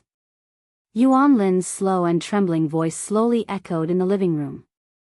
I am responsible for this matter. I have to make a self-criticism to the parliament and deeply reflect on my mistakes.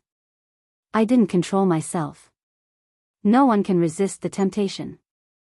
I failed to live up to the training and education of the parliament over the years. You like to make self-criticism. There will be many opportunities in the future. Dongxing Wudi directly interrupted Yuan Lin's almost muttering voice and said calmly, Secretary Yuan, the matter between you and Murong Xiu is not something worth paying attention to. What's truly worthy of our attention is what else you've done behind the scenes of this incident. Yuan Lin's body shook. He looked at Dongxing Wudi blankly and did not speak. How long have you and Murong Xiu been together? Dongxing Wudi asked. 6 days. Yuan Lin was silent for a while and said hoarsely. The living room was slightly quiet for a moment. 6 days. 6 days ago in the afternoon, Chen Shi died in the Chen family's yard. That was to say, on the night of Chen Shi's death, Murong Xiu appeared in Yuan Lin's bed? How impatient were these two people? Ridiculous, Dongxing Wudi shook her head. I know I can't be forgiven for my mistake this time. I'm willing to confess everything I know. But I can guarantee that this is just my personal style and has nothing to do with anything else. I have never done anything to let the Prime Minister down. Dongxing Wudi glanced at him without any expression, then lowered his head and took out a file that he had brought from the army headquarters before he came to the Chen family. The file had been specially encrypted, which meant that only a very small number of people in the entire military could read it. Dongxing Wudi glanced down and said in a calm voice, You can state your opinion, but there are some things we must investigate in detail. First of all, Secretary Yuan, tell me, where were you 26 days ago, between the early morning of December 3rd and 2:00 in the afternoon of the 4th? Between the morning of December 3rd and 2:00 in the afternoon of December 4th. Yuan Lin was a little dazed and confused. He subconsciously whispered, I don't remember. I can remind you. Dongxing Wudi said expressionlessly, that day, you bought a plane ticket to Sinan City, using an alias. Yuan Lin's face suddenly changed. His face suddenly became extremely pale, and his eyes looked more desperate. On December 3rd. He took a plane from Yuzhou to Sinan City, and flew to Nanyuan province with another identity in Sinan City. Then he took a train from Nanyuan province to Tiannan. He went to Tiannan, Xianyuan City. In the Sky City Club in Xianyuan City, he met Jiang Shangyu and Li Guangtu, talked about cooperation, and finally returned to Yuzhou on December 4. How did Dongqing Wudi know these things? Yuan Lin suddenly raised his head, stared at Dongqing Wudi fiercely, and said in a hoarse voice, You monitor me? This is. No one monitors you. You're exaggerating. Dongqing Wudi said in a calm tone. He couldn't admit it, and it was true. No one monitored Yuan Lin, and no one dared to do it. Yuan Lin was Qin Fangqing's secretary, and he was the chief secretary at the level of governor. If the military monitored such a person, once he was exposed, it would undoubtedly be an extremely serious incident, which would lead to extremely serious consequences. Even Dongqing Wudi couldn't afford such consequences, because it also violated the most basic principles. In fact, we monitor Li Guangtu. We also found your whereabouts from Li Guangtu's whereabouts. Regarding this point, the council had a record of it. Li Guangtu's identity is sensitive, and we need to determine some of his positions and actions through various channels. This matter has been going on for a long time, and it has always been the responsibility of the 5th Bureau of the General Staff Department. The 5th Bureau was the intelligence department of the military, the so-called Junqing Bureau, which occupied a very important position in the intelligence work of the entire Zhongzhou state. I can prove it. I gave the 5th Bureau the order to monitor Li Guangtu, and I reported it to the parliament. Next to Dongqing Wudi, Yi Dongsheng, the deputy minister of the army headquarters, suddenly said, You met Li Guangtu. What did you talk about? Dongqing Wudi looked at Yuan Lin and continued to ask. Yuan Lin was cold and couldn't speak for a while. In fact, there was a follow-up to this matter. Not long after he met Li Guangtu also came to Yuzhou and had a face-to-face talk with Qin Fangqing. But Dongqing Wudi didn't mention this matter. Did the people of the 5th Bureau not control the relevant information? Or did Dongqing Wudi know it but deliberately didn't say it? If it was the former, he couldn't explain anything. If it was the latter, he didn't need to explain anything. Obviously, Dongqing Wudi wanted to connect all the things together. If he went deeper into this topic, the most likely complete conclusion was that in order to occupy Murongxiu, he united with Li Guangtu to kill Qin Fangqing and framed Li Tianlan.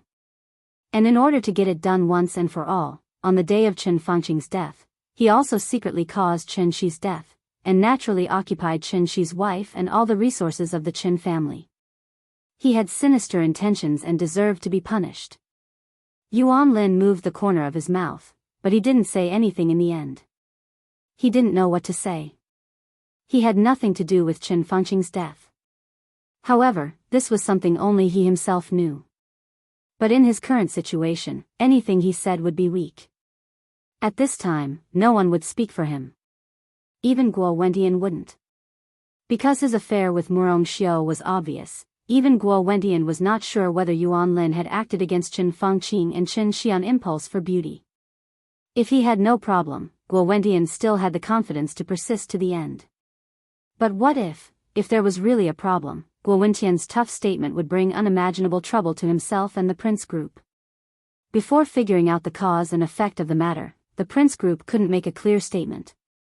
At most, they would oppose some results, but such opposition was destined not to be too tough. Moreover, the special intelligence of the military had always been very special.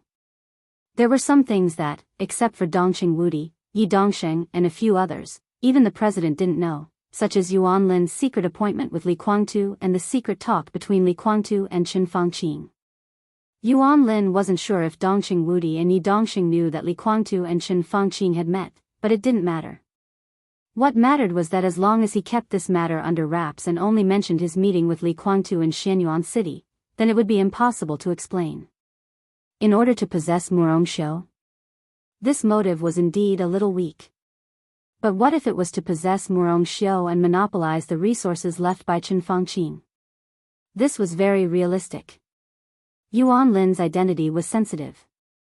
When Chen Fangqing died in incomparable humiliation, and then Chen Shi died inexplicably, as long as someone took the blame for their deaths, the Qin family would be taken care of to the greatest extent. In other words, as long as the parliament believed that it was Li Tianlan who did it, the Qin family would certainly get support from all aspects of the parliament, and the one who benefited the most was naturally Yuan Lin. This was the righteous resource left by Chen Fangqing after his death, and this resource, the most conservative estimate, could push him into the parliament of Zhongzhou state 5 years later. In this way, this motive was sufficient.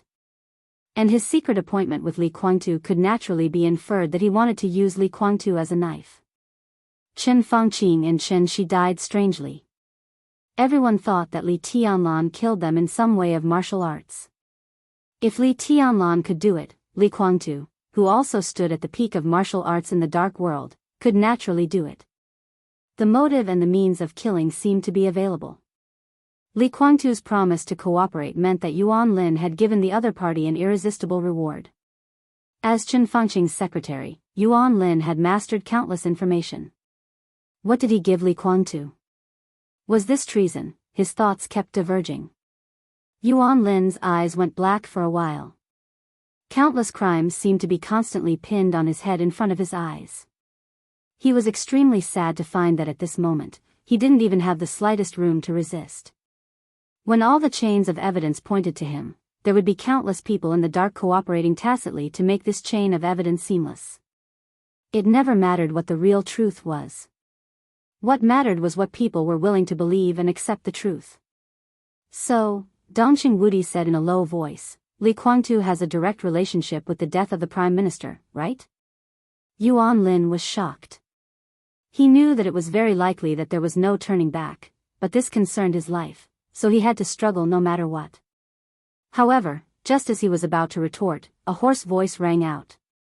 That voice was incomparably tired, incomparably numb, and filled with intense bitterness. No, not only Li Guangtu, everyone was stunned for a moment. Even the few directors subconsciously turned their gazes away from Yuan Lin and shifted their gazes to, on Mao Song.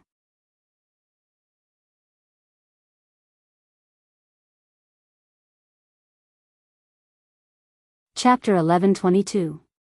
The order of the previous chapters is wrong. Well, the content is correct. Sorry. Mao Song. Dongqing Wudi's eyes narrowed subconsciously. Others' eyes were a little blank. Those who could enter this living room to participate in this special interrogation were at least governors. There was only one such person, and that was Ma Si, Li Huaqing's secretary. In addition to Ma Si, all the people here were members of parliament and directors who could be called leaders of Zhongzhou state. They were not very familiar with Mao Song. Chen Shi's secretary was far from worthy of their attention at this stage. Mao Song's future may be very promising, but when Chen Shi hasn't truly fulfilled his potential, these real executives naturally won't bother to study his secretary. Therefore, although he was also brought to the interrogation room, basically no one paid attention to him. Everyone's attention was focused on Yuan Lin. As for Mao Song and Chen Yao, it was completely irrelevant. Mao Song was not qualified enough. Chen Yao was not as good as Murong Xiu. The value of his existence was at most a bargaining chip to be sacrificed. This was his fate. Mao Song was also very clear about his fate. Dongqing Wudi had led the direction of the conversation and completely forced Yuan Lin into a desperate situation. Unless there was a big accident, it was not hard to imagine Yuan Lin's fate. With Yuan Lin's fall, Mao Song also knew his fate. All of his duties and the future he had been looking forward to would come to naught. All of his deeds would be clearly investigated, and his family would be implicated. As for himself, it was highly likely that he would be secretly executed, or locked up in a secret prison until his death. This was the result of being implicated by Yuan Lin. The leader of the prince group might try his best to protect Yuan Lin, but no one would protect him, because he was not qualified or important. So from Mao Song's point of view, if he did nothing, no matter what happened to Yuan Lin, his fate would be extremely miserable. He could not put his hope on the prince group. Everyone knew that it was impossible. The only way was to save himself. It could be said that he gave up on himself or tried to save himself. The only thing he was glad about was that he had enough bargaining chips. It was a bargaining chip that could pin Yuan Lin, and even many others, to the ground. He could follow the direction of Dongqing Wudi's conversation and block all possible doubts. So he took the initiative to speak. The phrase, not only Li Kuangtu, had a rich meaning. It was tantamount to indirectly admitting his crimes on behalf of Yuan Lin. At the same time, it also meant that there were many inside stories that others did not know. Mao Song, what nonsense are you talking about? An incomparably low and stern voice rang out. Beside Yi Dongsheng, a middle-aged man with a dignified and calm appearance suddenly slammed the table. You have to understand your own situation. Don't make wild accusations. You have to be realistic. Mao Song looked at him expressionlessly and suddenly sneered, Minister Yang, I can be responsible for every word I say. Yang Jianghu. He was one of the current leaders of the Prince Group, the current member of Parliament of Zhongzhou State, and the first deputy minister of the Ministry of Supervision. After the general election next year, Yang Jianghu was very likely to become the new director candidate of the Prince Group. The moment Mao Song opened his mouth, the warning he issued did not match his identity, but it was definitely in line with his position. Yuan Lin alone had already caused the Prince Group a lot of trouble. At this time, why did Mao Song come to join in the fun? Whether what Mao Song said next was the truth or a fabrication, Yang Jianghu did not want him to continue. He just wanted this matter to calm down as soon as possible. Fellow wise man in Jianghu, watch your attitude and words. Wan Qingyun, the Minister of Supervision who had been silent, frowned and said in a cold voice, whether what Mao Song said is true or not, we will investigate according to what he said, not stop him from speaking. Dongqing Wudi slightly raised his eyebrows and looked at Mao Song, his eyes a little flickering. Among these people present, he was probably the only one who had been paying attention to Mao Song. Even when he was interrogating Yuan Lin, he did not miss the change of Mao Song's expression out of the corner of his eye. Because Li Tianlan made it very clear that the turning point of this matter did not lie in Yuan Lin, but in Mao Song, who no one had paid serious attention to. Dongqing Wudi was originally thinking about how to shift the topic from Yuan Lin to Mao Song, but he did not expect that Mao Song had already taken the initiative to speak. Dongqing Wudi was a little surprised, but he did not show it on his face. He looked at Mao Song and said calmly, what do you know? I know a lot of things. Mao Song's eyes were a little hollow, but with these strange hopes. Yang Jianghu wanted to say something but did not speak in the end. He just looked at Mao Song full of warning. Dongqing Wudi nodded and said expressionlessly, go ahead. Ma Si, who was at the lowest level here, picked up a pen and began to make notes. Mao Song looked straight at Dongqing Wudi for a long time. He seemed to be hesitating, and finally took a deep breath and said slowly, no, Minister Dongqing, if possible. I want to talk to you alone. Yang Jianghu moved his lips as if he wanted to say something, but in the end, he did not speak. Dongqing Wudi was silent for a while and nodded. He stood up and pointed to a small lounge next to the living room. Come with me. Minister, Mao Song is in danger now. No one can guarantee that he will not do anything extreme. Your safety, Yang Jianghu finally spoke, but he automatically shut up halfway. His expression looked a little embarrassed. In a hurry, he felt like an idiot for saying what he subconsciously said. Everyone looked at him as if he were an idiot. Worried about Dongqing Wudi's safety? It was a complete joke.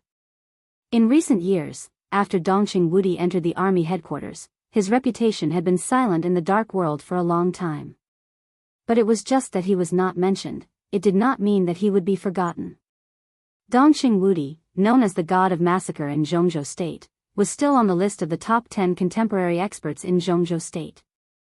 He could be said to be the top figure in Jade Pool today. Mao Song could threaten his personal safety unless he was a hidden expert of the invincible realm. No, Li Tianlan was still here. The young Donghuang's sword energy was so strong that it was everywhere. Even if Mao Song was an expert of the invincible realm, it was impossible for him to threaten Dongqing Wudi. Dongqing Wudi smiled casually and said nothing. He took Mao Song directly into the small reception room next to him. The door of the reception room slowly closed, blocking everyone's sight. "Sit down," Dongqing Wudi said slowly. Now he sat down on the sofa.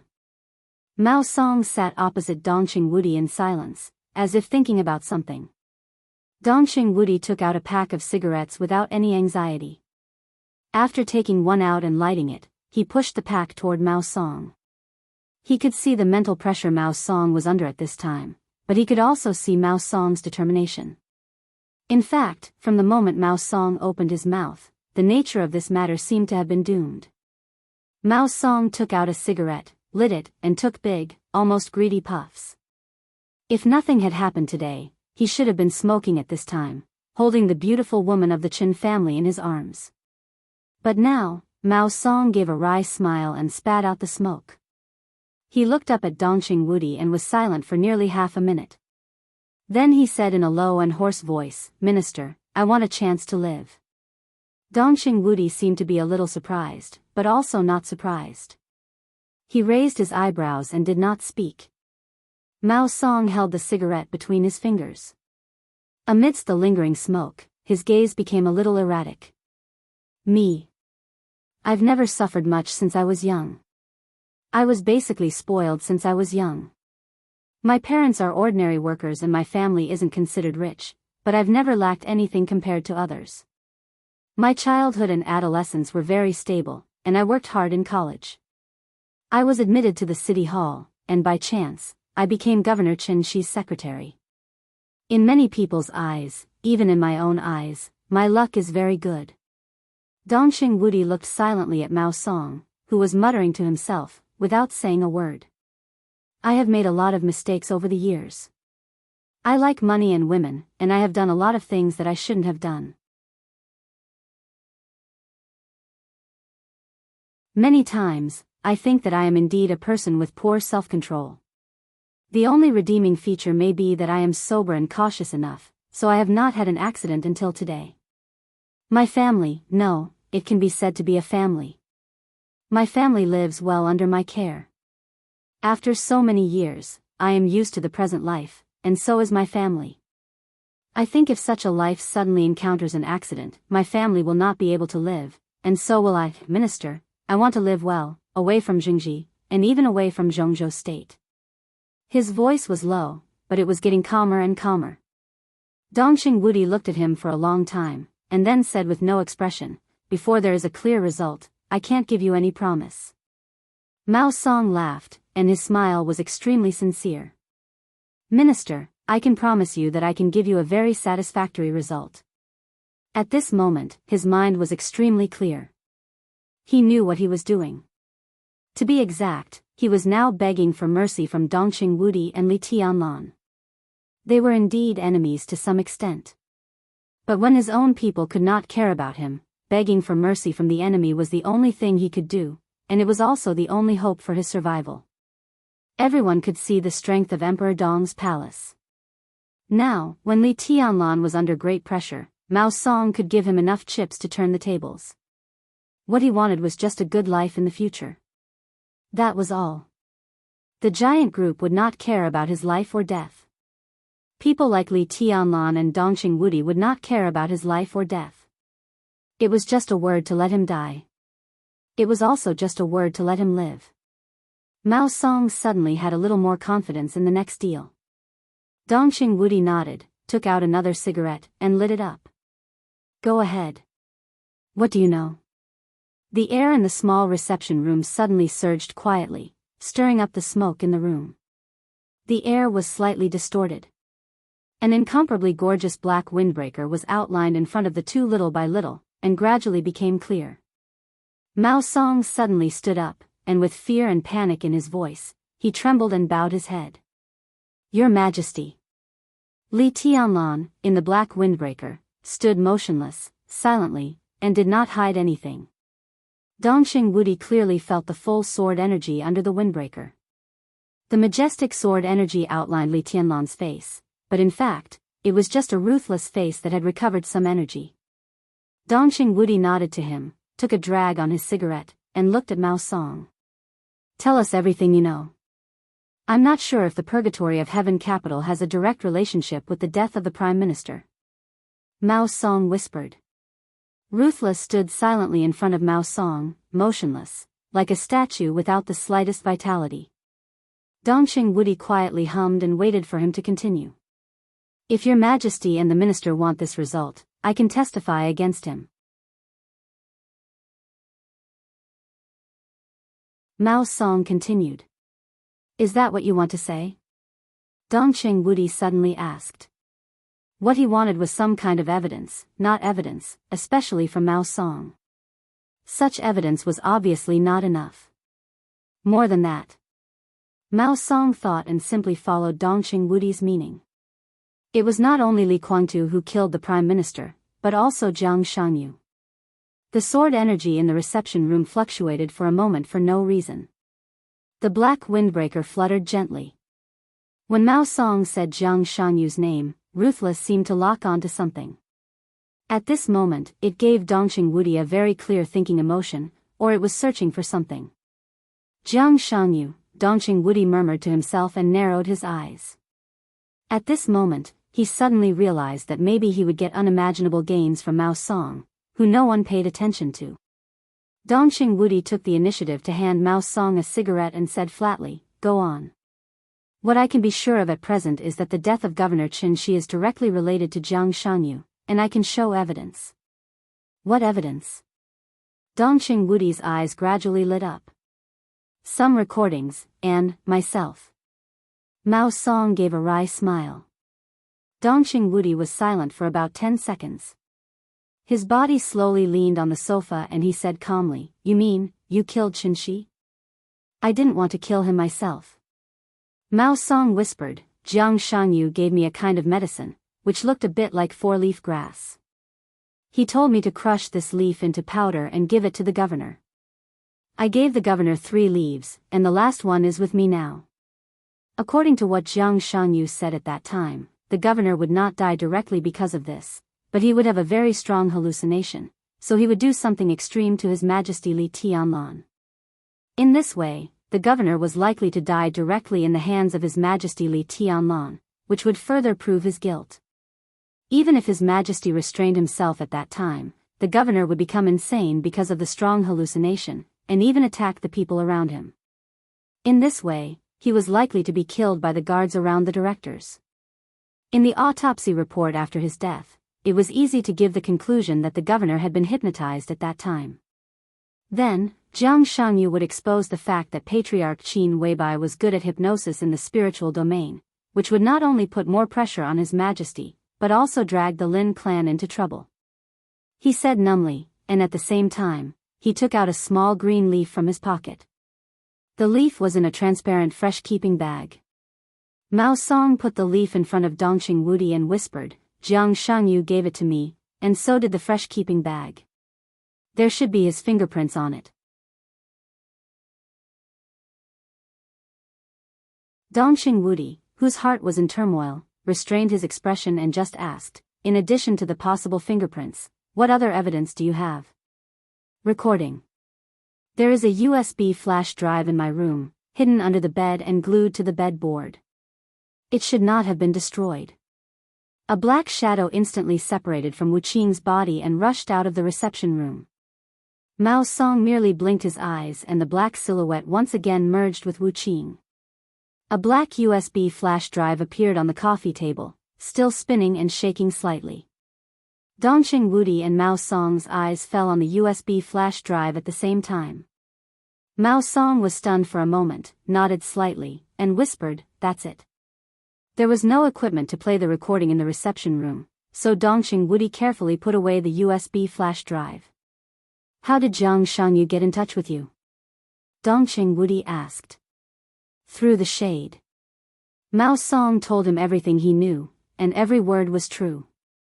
What he said was the truth, so it was particularly logical. The shade is in the Phoenix Pavilion, codenamed Red Snow. Dongqing Wudi was a little confused and asked, What is the Phoenix Pavilion? Who is Red Snow? The Phoenix Pavilion is a secret organization of Kunlun City. Mao Song laughed in a low voice. It is also the core organization of Kunlun City. I don't know how long this organization has been established, but it is certain that the existence of this organization weaves an unimaginable network for Kunlun City. The members of the Phoenix Pavilion are all different women and men of various styles. The members are very mixed, which means that the coverage is very wide. University belles, teachers, policemen of Zhongzhou State, female officials, young women from rich families, daughters of rich families. Oh, there are all kinds of people in it. I can roughly understand some of the operating processes of the Phoenix Pavilion. There are 4 very important departments inside the Phoenix Pavilion. One is called the Observation Office, one is called the Analysis Office, and one is called the Executive Board. The last one is the Training Department. The Observation Office is the peripheral force of the Phoenix Pavilion, scattered in various places, regions, and industries in Zhongzhou State. Most of them have their own jobs to disguise. Their most important task is to target some talents with sensitive identities, great value, and amazing potential. Including, but not limited to, high officials, rising stars, financial tycoons, and so on. The Observation Office will regularly make a list, summarize it annually, and then delete some that are not so reasonable. After finalizing a final list, it will be submitted to Kunlun City. This list will be transferred to the Analysis Office. The Analysis Office can combine the intelligence of Kunlun City to deeply analyze the role each candidate can play at present, the height he may reach in the future, the resources he controls, and so on. It is impossible for the Observation Office to get the intelligence of Kunlun City. Relying on this intelligence, the Analysis Office simplifies the list provided by the Observation Office and forms the final list. The final list will be transferred to the Executive Board, which is mostly made up of the elites of various special operations bureaus in Zhongzhou State. They will conduct the most detailed investigation on everyone on the list, such as their character, taste, hobbies, schedule, ideals, marital status, family relationship, and the opposite sex they like. They can even investigate their previous friends of the opposite sex and their current wives or husbands, understand the reason for their breakup, understand the couple's conflicts in their current lives, and so on. All the details are within the scope of the Executive Board's investigation, even down to what brand of toilet paper they like. The Executive Board will eventually produce a detailed investigation report and transfer it to the Training Department. Based on the investigation report, the Training Department will screen candidates in the Phoenix Pavilion who meet the target's taste. For example, Mao Song paused and then smiled with some complexity. For example, me. I like to be quiet and reserved. It's best if she has an oval face, long hair, big eyes, a pair of slender, beautiful legs, good personal culture, has received higher education, loves music and classical dance, and is 1.7 to 1.75 meters tall with a decent job. The Observation Office will put my name on the observation list and send it to Kunlun City in the summary. Kunlun City will hand over the list to the Analysis Office. My name will be confirmed after combining various analyses. Then the Executive Board will use various ways to learn all kinds of information about me, and finally form an investigation report and send it to the Training Department of Phoenix Pavilion. The Training Department will select suitable candidates from various groups in the Phoenix Pavilion. My preference is relatively simple and easy to satisfy. But if the opposite sex I dream of doesn't exist in the Phoenix Pavilion today, then the investigation report about me will be transferred to the Observation Office again, and the Observation Office will start to mobilize resources, such as the Police Department and the resources of various Special Operations Bureaus, to find and lock the target for me all over the country and even the world. After the target is locked, it will be transferred to the Executive Board again, which will make a detailed action plan. It will use various means to get the target to the Phoenix Pavilion, and then join the Training Department for special training and brainwashing for a long time.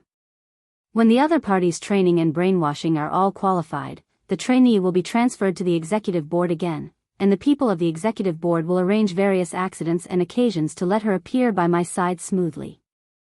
Such a candidate will basically be the lover I dream of. There is almost no error. Her existence perfectly matches all my fantasies about the opposite sex. She targets my weakness and makes me almost unable to resist.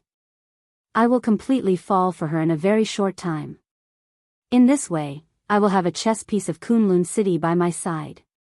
When she gains all my trust, the executive board will make the next plan. If everything goes well, I will also become a chess piece of Kunlun City.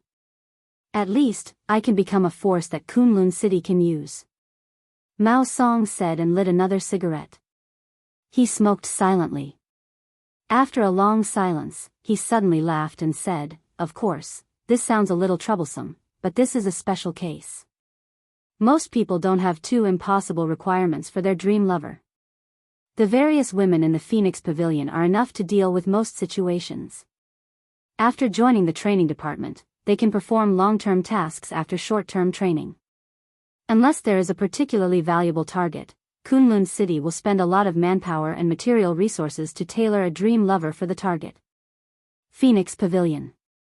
Kunlun City. The calmness on Dongqing Wudi's face had completely disappeared, leaving only solemnity. Kunlun City had only appeared in Zhongzhou State for more than 20 years. But the Gu family, which had struggled under the majesty of the Li family, had a very long history. So, strictly speaking, how long had the Phoenix Pavilion, which belonged to the Gu family, existed? If such an organization really existed, to what extent would it have developed in Zhongzhou State now? How many people are there in the Phoenix Pavilion? Dongqing Wudi asked in a low voice after thinking for a while. I don't know. Mao Song smoked and shook his head. There shouldn't be many formal members who are in a state of no task. Most of them have formal and long-term tasks. But what is certain is that, in addition to those departments, there are at least 6 large groups in the Phoenix Pavilion. In addition, there are at least 3 schools behind the Phoenix Pavilion that specialize in training all kinds of talents. Is there such a school? Will anyone choose to sign up? Dongqing Wudi's worldview was severely shocked.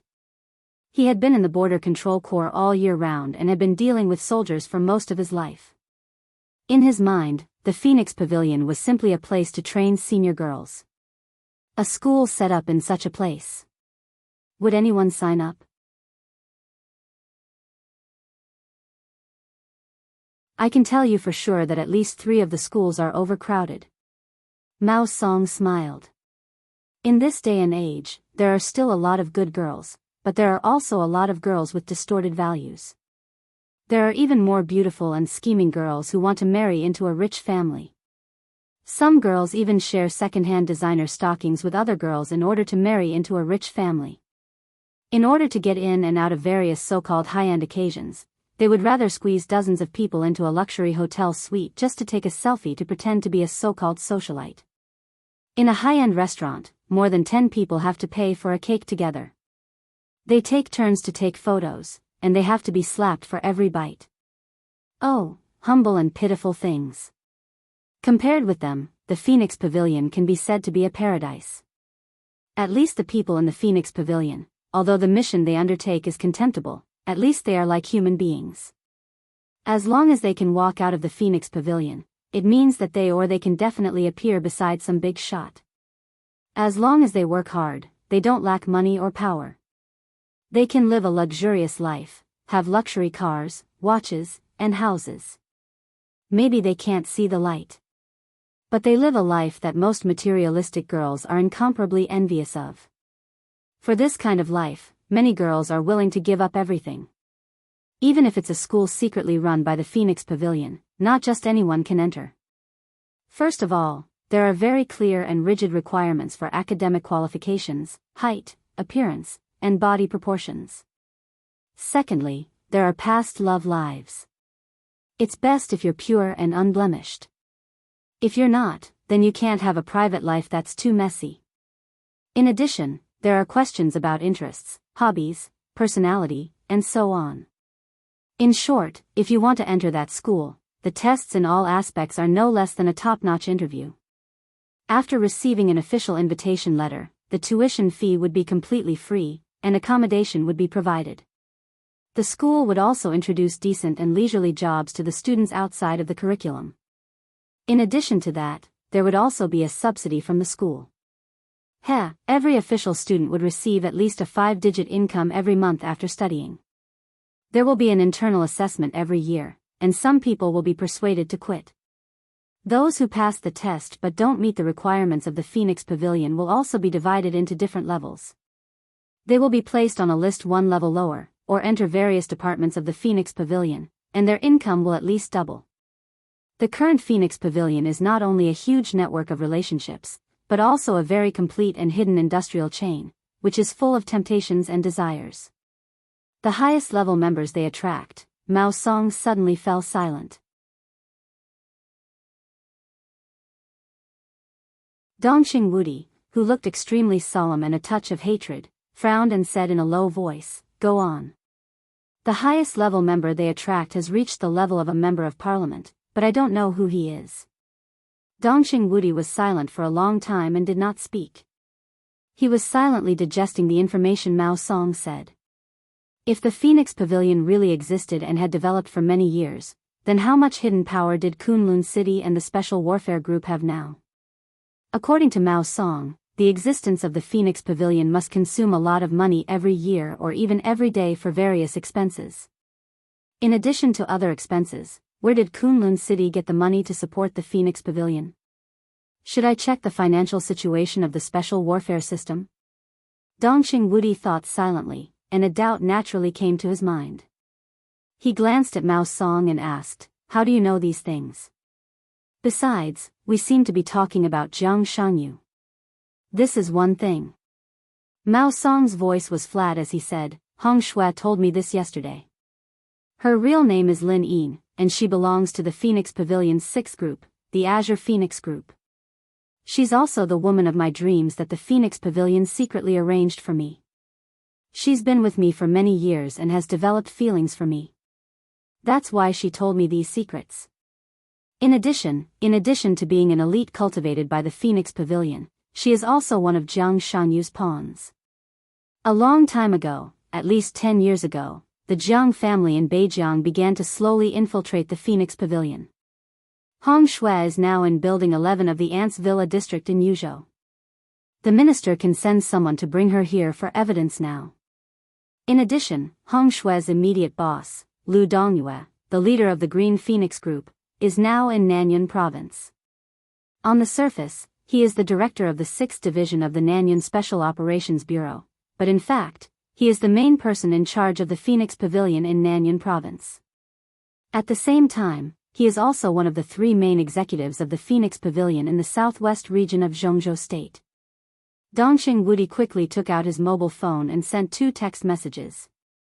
He arranged for someone to control Hong Shui and Lu Dongyue as soon as possible. The villa area where Hong Shui lived was not far from here and the army headquarters. He could get it done as soon as he sent the text message to Bai Qingzhao. As for Nanyun, although it was a place where the Prince Group had a deep influence, it was also a place where Dongqing Wudi had a deep influence. More than 100,000 troops of the Blood Battalion of the Border Control Corps had always been stationed there. If necessary, as long as Dongqing Wudi gave the order, more than 100,000 troops would be enough to surround the Special Operations Bureau of Nanyun Province in the shortest time.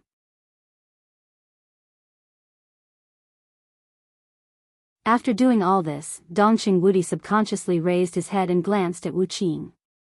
Wu Qing was still standing quietly, but he turned around and was staring at the leaf in a fresh keeping bag on the table, as if he was thinking about something. Dongqing Wudi had intended to get up and call Yi Dongsheng and the others in to make a record, but after thinking about it, he didn't move. He took a deep look at Mao Song and said slowly, "Do you have anything else to say?" It had to be said that if Mao Song's words could be confirmed, then the pressure on the giant group and the new group would dissipate by more than half in the shortest time. What Mao Song said could be said to be full of sincerity, which completely gave Li Tianlan the bargaining chip to turn the tables in a desperate situation. Compared with this bargaining chip, what Mao Song said about wanting to live, or even living a better life, was completely insignificant. That's all I know, and that's what you can find out in the shortest time. As for what happens after that, you have to dig deeper. Mao Song shook his head and said softly, but Jiang Shangyu is very ambitious. Red Snow told me that he and Gu Xingyan seem to have cooperated. No one knows how many things he has secretly planned. First, he wooed me, then Yuan Lin, or Yuan Lin, then me.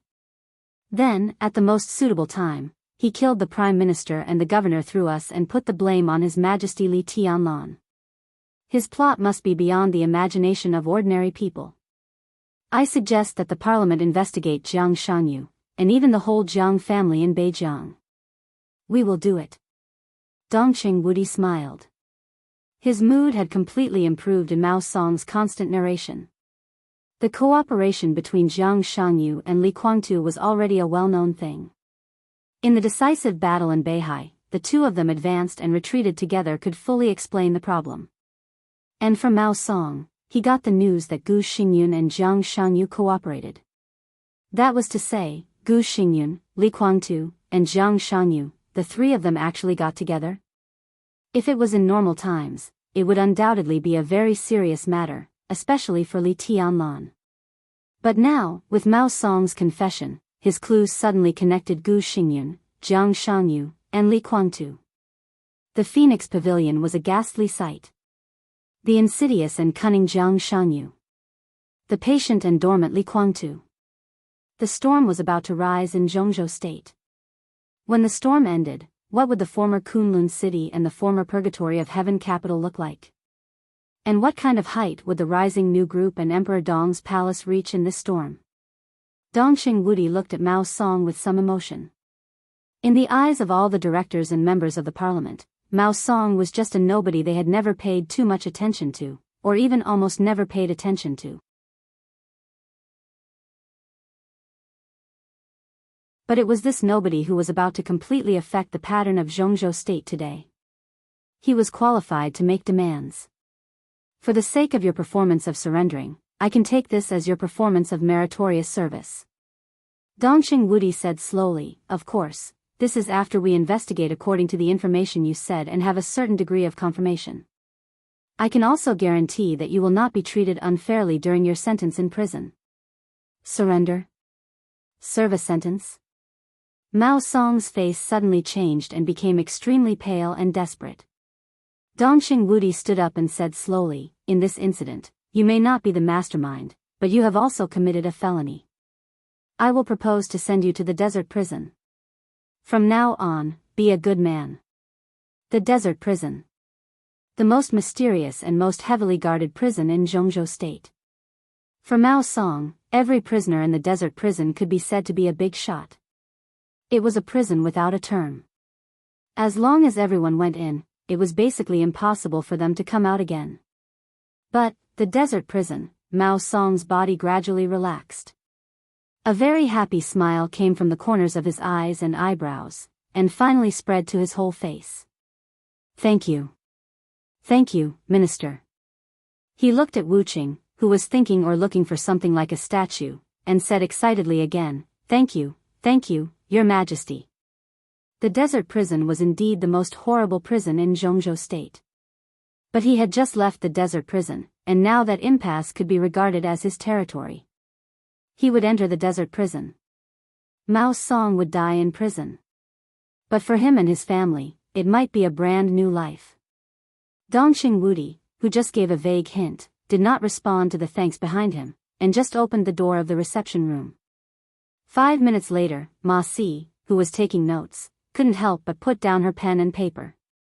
She hurriedly rushed to the temporary meeting room of the Chen family.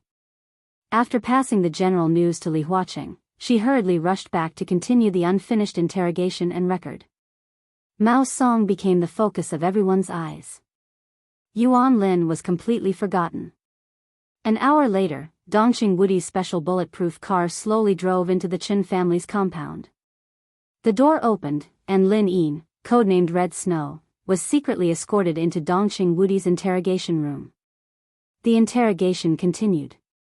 Without warning, the storm had suddenly formed in the top building of Zhongzhou State. It's almost over.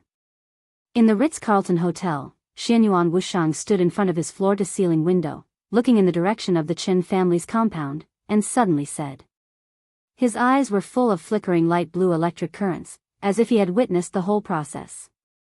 Xing Tian's huge body sat steadily on the bed and thought for a moment after hearing the words. Before he could say anything, Xianyuan Wushang sighed with emotion again. The young madam of the Qin family is really amazing. That figure, that, Your Highness, Xing Tian reminded him, let me give you a friendly reminder. You have an engagement with the princess of the dragon clan, and that fiancé of yours has a higher authority than you. Although it's only a little, her path is completely different from yours. The smile on Xianyuan Wushang's face froze for a moment, and then gradually became distorted. He turned his head and looked at Xing Tian silently. After a long while, he smiled without a smile and said, Do you think she knows what jealousy is? Xing Tian was silent. After a long while, he said, You also have an engagement. Your appreciation of other women is easy to cause the princess's dissatisfaction. It has nothing to do with jealousy. The women of the human clan here are not suitable for you. Don't talk to me about women. Xianyuan Wushang said indifferently. There was a touch of despair in his eyes. What are women?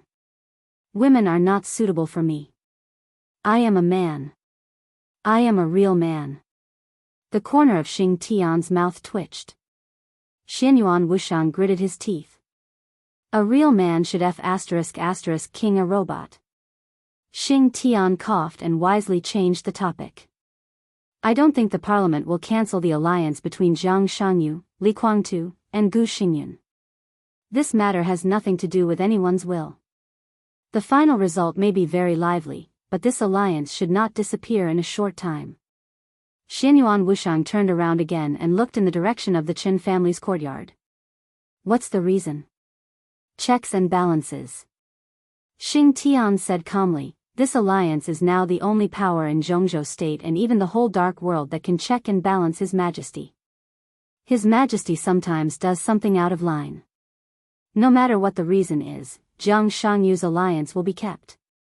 Of course, the parliament will inevitably make appropriate concessions. In fact, our goal has been achieved. The rise of the new group is unstoppable, and it is even stronger than expected. Checks and balances, stupid. Xianyuan Wushang shook his head. After this matter, let's wait until that ridiculous alliance survives. Xing Tian's words became more and more cautious. He said softly, judging from His Majesty's current combat capability, he can only guarantee that he won't be defeated at most in the face of Zhang Shangyu, Li Guangtu, Gu Xingyun, and other things that we don't know about. The possibility of him winning is not high, and this is under the condition that he has the characteristics of level 8 authority. His Majesty now seems to only embody some abilities of level 7 authority of Heaven Ju. If he wants to fight with Zhang Shangyu's alliance now, the chance of winning is not big. You have never reached level 8 authority in martial arts before, have you? Xianyuan Wushang suddenly asked.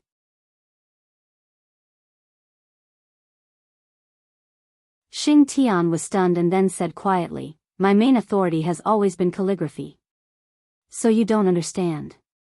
Xianyuan Wushang said softly, the level 8 authority of martial arts has to go through life and death. If Big Brother's breakthrough this time was not incredible, would not dare to take too many risks. But his breakthrough this time is too exaggerated.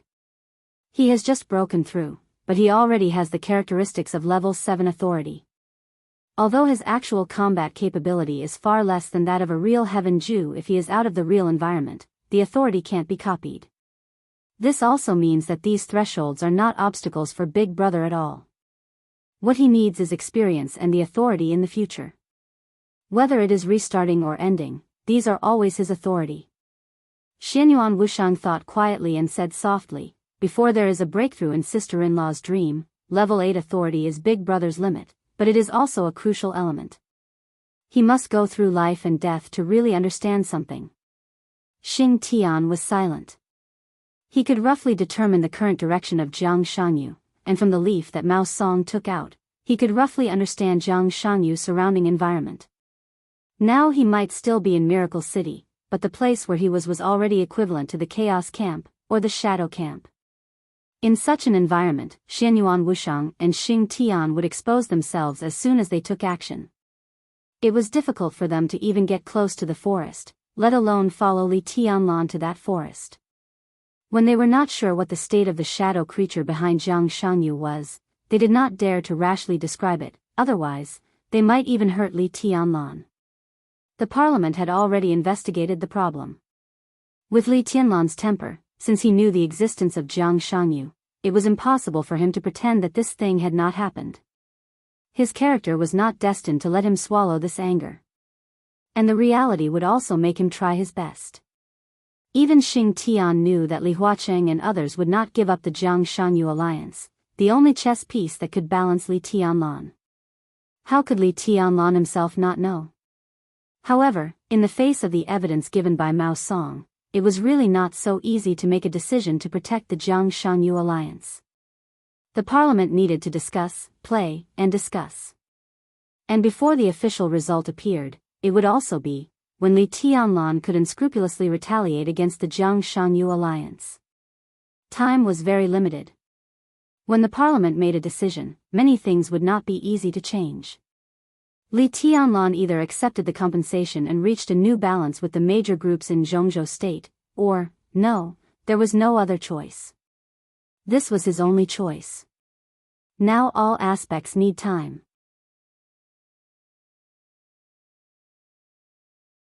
Xianyuan Wushang whispered, "It depends on who can seize the opportunity first." In the past decades, Li Shi's life finally ushered in a very rare period of peace. Her short-term life in Emperor Dong's palace was stable and leisurely. As the third deputy palace master of Emperor Dong's palace, her injury was no longer a problem after being treated by Xianyuan Wushang, so she naturally became the strongest of the three deputy palace masters. However, unlike Situ Tsanyue and Saint, she had nothing to manage in Emperor Dong's palace. The position of deputy palace master seemed more like an idle position when there was nothing to do. Li Tianlan gave her a piece of land in front of a garden villa in Emperor Dong's palace. After Li Shi and Li Qingqing lived here, they rarely left. Li Shi stayed in the villa most of the time. The only request she made was to ask the elites of Emperor Dong's palace to buy some books. A cup of tea and a book in her hand seemed to be able to easily pass the day. Li Qingqing occasionally walked in Emperor Dong's palace, but most of the time she accompanied her mother or took care of the flowers and plants in front of the villa. There were no maids, gardeners, or cooks in the villa. Occasionally, there were logistics personnel who delivered meals to the mother and daughter. But more often, the mother and daughter went out to buy some simple vegetables and cooked by themselves. They lived in Emperor Dong's palace in this way. They did not integrate into Emperor Dong's palace, but they did not tidy up either. It seemed that they lived in peace and isolation. Qingqing, is this kind of life what you want? In the gradually darkening night, the exquisitely decorated villa turned on the lights. After dinner, the mother and daughter were washing the dishes in the kitchen. Feeling the cool and clear water droplets falling on their hands, Li Shi suddenly turned to look at her daughter and asked. Li Qingqing looked at Li Shi with some doubts, and then lowered her head to wash the dishes. She stood straight, lowered her head, and blinked her eyelashes, looking focused and docile. It's actually very good. It's very quiet and relaxed.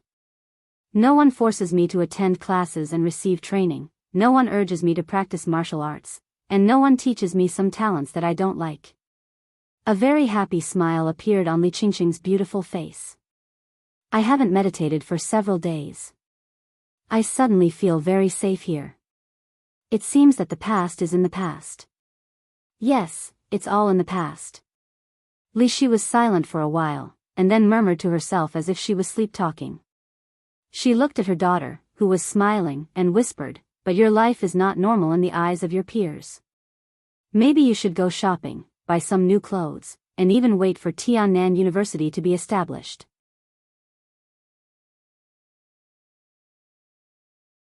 You can go to school, make a boyfriend, get married, and start a family. Instead of staying at home by yourself every day like me. If this goes on, the whole person will become more and more isolated. It's not me. Li Qingqing chuckled. I still have you, and you also have me. Mom, do you know what I've been thinking these days?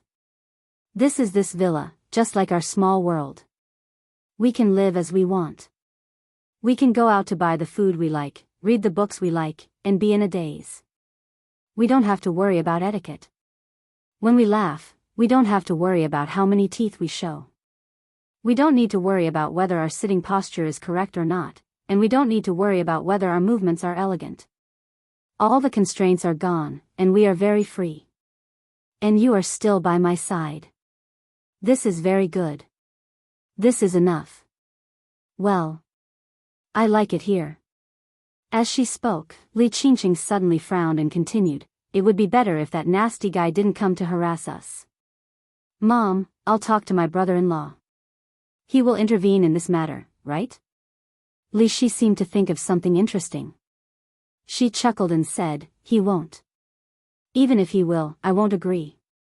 In your eyes, he may be a nuisance, but I welcome him to be a guest here. Well, how about you invite him to have lunch at home tomorrow?" "I won't go." Li Qingqing frowned and protested softly. There was a sudden knock on the door, interrupting him. Li Qingqing hesitated and stood still for a while.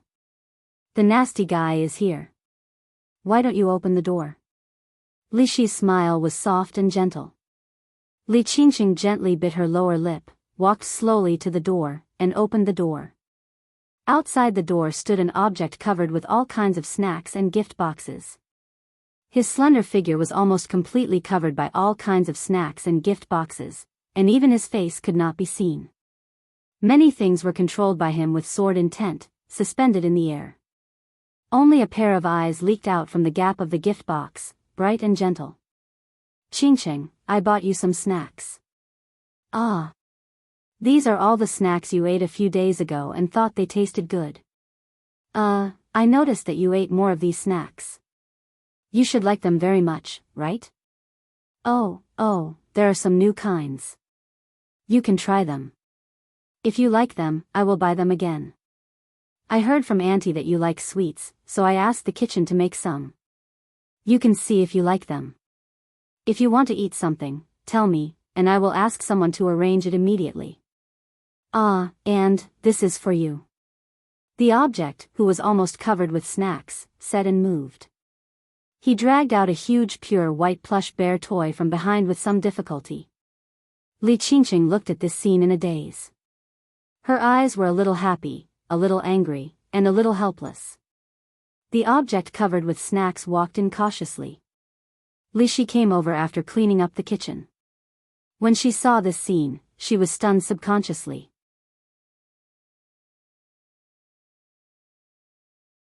Countless snacks were walking forward cautiously. Li Shi's mouth was slightly raised, and her eyes became more and more intoxicated. It was not difficult for her to imagine that the object was covered with snacks and ran over excitedly in the eyes of many people. Looking at Li Qingqing, who was at a loss, Li Shi winked and turned around to make tea with a smile. "You are so stupid. Why do you have so many? Do you think Mom and I are pigs? If you can't finish them, why don't you take them a few more times? They are hung everywhere. It's so ugly."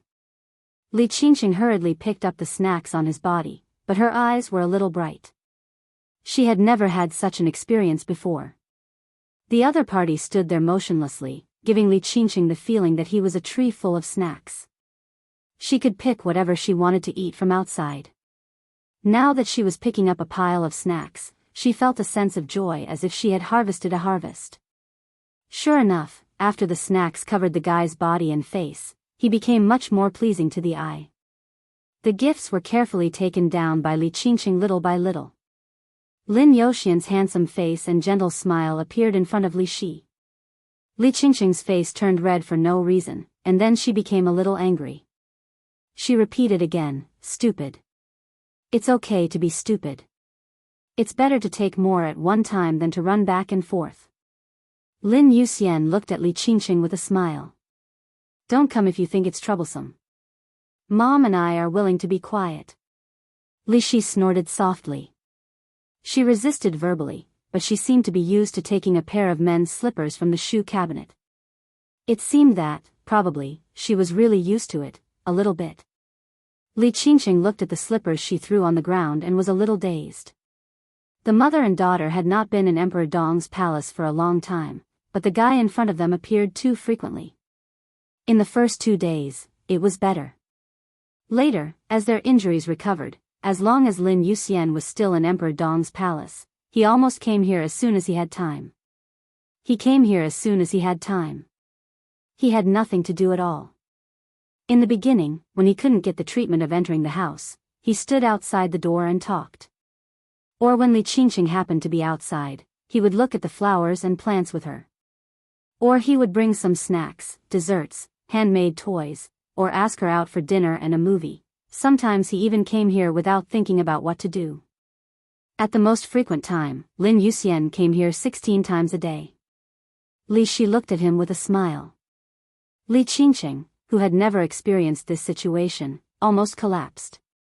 As he came here day by day, Li Qingqing finally allowed him to enter the house for a cup of tea. The next day, when she went shopping with her mother in the supermarket, her mother took a pair of men's slippers.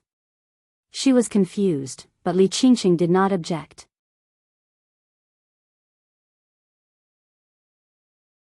Then, this pair of shoes became exclusive to Lin Yuxian. I don't think it's troublesome. I mean, I can save the time of running back and see you more. Lin Yuxian's voice was as gentle as the wind. He picked up the big white bear sitting on his leg and handed it to Li Qingqing. He smiled and said, "It's for you." "You? Don't talk nonsense." Li Qingqing glared at Lin Yuxian and wanted to refuse the gift. But for her, who had almost no childhood since she was a child, the big white bear in front of her was so cute. She hesitated, took it, and said thank you in a low voice. Lin Yuxian did not speak, but looked at her softly. There seemed to be thousands of words in his eyes. The girl who had been stabbed by him in Huading. This girl was always in his mind but could only be suppressed in the bottom of his heart. Lin Yuxian had to admit that when he knew that she would live in Emperor Dong's palace in the future, in addition to astonishment, there was only endless ecstasy in his heart. This was the goddess and angel that he was willing to protect for a lifetime. The goddess and angel that could only belong to him. "Do you want to go to the movies?" Lin Yuxian said softly. "Recently, a new cartoon has been released. It's very good. Do you want to go together?" Li Qingqing hesitated and shook her head. "No, I'll accompany my mother." He looked at Lin Yuxian, whose eyes were deep and gentle without disappointment, and whispered, "Come and have a cup of tea." "Okay." Lin Yuxian's smile became extremely bright in an instant. The two turned around the porch. On the sofa in the living room, Li Shi had begun to make tea. "Auntie." Lin Yuxian greeted her respectfully. "Come and sit down." Li Shi smiled gently. "Wait a while. I'm not in a hurry." Lin Yuxian smiled a little honestly. "There is one thing good about me. I don't like to be regarded as an outsider." "Auntie, you don't have to be so troublesome." "It's not troublesome." Li Shi just opened her mouth with a chuckle, and a phone suddenly rang. Li Shi was stunned. She seemed to be a little surprised that someone would call her. He had a mobile phone, which he got after coming to Emperor Dong's palace. There were very few contacts in the address book. In addition to Li Qingqing, there were only a few high-level people in Emperor Dong's palace. On weekdays, the mobile phone basically would not ring here. She took the mobile phone from under the coffee table with some doubts and glanced at the number. Li Shi's movements were slightly stiff, and she was silent for a few seconds. "I'll answer the phone." She looked up and smiled with no abnormal expression. "Qingqing, you have a good chat." "You have a good chat." Lin Yuxian got up with a smile and watched Li Shi walk upstairs. Her figure stepped on the corner of the second floor, and she finally pressed the answer button. "Sorry, Ms. Li Shi. I hope I didn't disturb your rest at this time."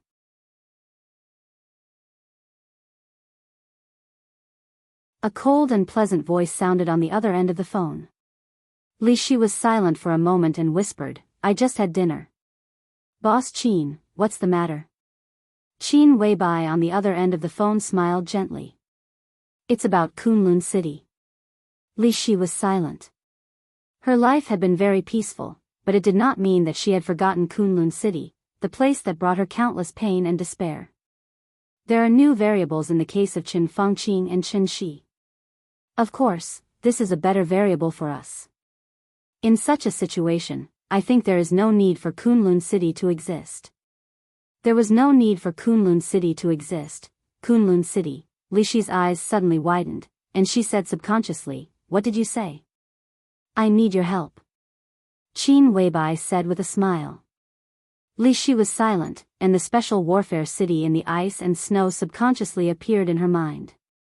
For Kunlun City, the Gu family, and Gu Xingyun, Li Shi couldn't tell what kind of mentality she had. It was a kind of mentality that she couldn't tell or understand after countless emotions merged together. But one thing was certain. If Kunlun City could really disappear, Li Shi was willing to provide all the help she could without hesitation. Li Shi's eyes became extremely determined in an instant. "What do you need me to do?" "You don't need to do anything," Qin Weibai whispered, "it's enough to testify. Mao Song has confessed the existence of Phoenix Pavilion. Zhongzhou State will soon launch an investigation, but it will be very fast. No one knows how long it will take. Maybe it will be now, maybe it will be tomorrow, or the day after tomorrow. No one can be sure whether Kunlun City can get the news. In such a situation, a lot of evidence may be destroyed every minute. Mao Song has now provided clues, and I'm about to have a strong witness here. She has enough information to prove the existence of Kunlun City. Then, it's up to you to testify again and supplement other information of Phoenix Pavilion." Li Shi listened silently. When Qin Weibai finished, she took a deep breath and whispered, "Okay." Her voice gradually began to become as hard as iron. "I will explain to the Parliament in detail the reasons for the treason case more than 20 years ago, and everything I did around Li Guangtu as the pavilion master of Phoenix Pavilion at that time." "No need." Qin Weibai seemed to be stunned for a moment, and then she said softly but sincerely, "Some things can be mentioned, but some things can be left unsaid. Madam, you should pay attention to protect yourself." If Li Shi told all the things she had done in the past, she might get herself involved. The treason case of the Li family had a wide influence, and some of its dark clouds were still unclear. But with the rise of Li Tianlan and Emperor Dong's palace, all this was irrelevant. "I understand," Li Shi said quietly. "Should I go now?" Qin Weibai said, "The plane has been arranged.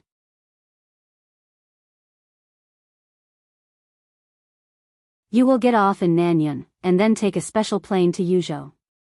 When you pass by Nanyun, I hope you can bring another witness. You should be familiar with Lu Dongyue of Nanyun Special Operations Bureau. He is now under the control of the Blood Battalion. It won't take too long." "Okay." Li Shi nodded. Thinking about Qin Weibai's words, she suddenly asked, "Is the Parliament still discussing this matter?" "Yes." Qin Weibai smiled. "The Parliament will be very busy today. There are too many things they need to discuss. In a short time, it is estimated that it will be difficult to have a clear result." Li Shi's eyes flickered. She said, then she hung up the phone and went downstairs. At the same time, at Yuzhou International Airport, Qin Weibai put down her mobile phone and silently thought about what was missing in the plan. Mao Song mentioned the name of Phoenix Pavilion for the first time, and then reported it with the substantial evidence of Phoenix Pavilion. Then Li Shi made the last stab. After this sudden and fierce storm, the new group would turn the tables, and the Prince Group and the Special Warfare Group were destined to be riddled with holes. This was the best result that could be fought for at present. Unfortunately, they still can't be completely destroyed. Qin Weibai said to herself with some regret. In my opinion, this is not a bad thing. Horsewoman on the side handed Qin Weibai a glass of warm water and said softly. Qin Weibai glanced at her. Horsewoman said with a smile, His Majesty's footsteps are unstoppable. In the dark world, he is already invincible. As long as he is given time, Kunlun City, Jiang Shangyu, Li Kuangtu, Wang Xingxiao, and even Wang Tianzong will not be his opponents. It is not difficult to completely destroy them. It is just a matter of time. In the current situation, after the storm, Kunlun City will no longer exist, and the Gu family will linger on because of Jiang Shangyu's alliance. This can also give Gu Xingyun some false hope, so that he will not have a life-and-death struggle. This time, we will provide tangible evidence of the existence of Phoenix Pavilion. But this is only a part of it. We can use this part as a deterrent to draw most of the hidden chess pieces of Phoenix Pavilion to our side. In this way, the new group will hide a very strong force in the dark. In general, this effect is much better than completely destroying Gu Xingyun and others. Qin Weibai lowered her head slightly, and her white and slender fingers rubbed the cup unconsciously. I understand what you mean. Her voice was erratic, and she was almost murmuring to herself, but she shook her head and did not continue to speak. In her mind, she always thought of the siege that she did not know was in the past or in the future. She thought of the sharp sword piercing through Li Tianlan's chest. Such images flashed in her mind again and again. If Gu Xingyun, Li Kuangtu, and others did not die, she would always feel a little uneasy. Qin Weibai shook her head hard and looked out of the window. In the bustling exit of the airport, a girl, who looked 11 or 12 years old or 13 or 14 years old, as beautiful as an elf and an angel, walked out alone, pulling a delicate small suitcase under everyone's gaze. Her small figure walked in the crowd without the slightest loneliness or fear. Instead, there was a kind of indescribable spirit in her. Qin Weibai smiled, opened the door, got out, and waved to the girl. The girl's eyes lit up. She trotted over quickly, handed the suitcase to Horsewoman, and then reached out to hug Qin Weibai's waist. Sister, Qin Weibai said yes, lowered her head, and touched the girl's head. She whispered, "Is everything ready?" "Yes." The girl nodded gently, and subconsciously glanced at the delicate suitcase in Horsewoman's hand. The suitcase was very light. Because there was only some simple information in it, and there was not even a change of clothes. Those seemingly simple information were all sharp swords against Kunlun City, which were the sharpness that had been hidden for many years. Qin Weibai unconsciously stroked Gu Xinyan's hair, but her eyes quietly looked in the direction of the Chen family's courtyard. The sword lights suddenly rose. The storm fell. You're tuning into the Romantic Tales YouTube channel. Don't forget to subscribe and join us on this journey to catch the most captivating stories.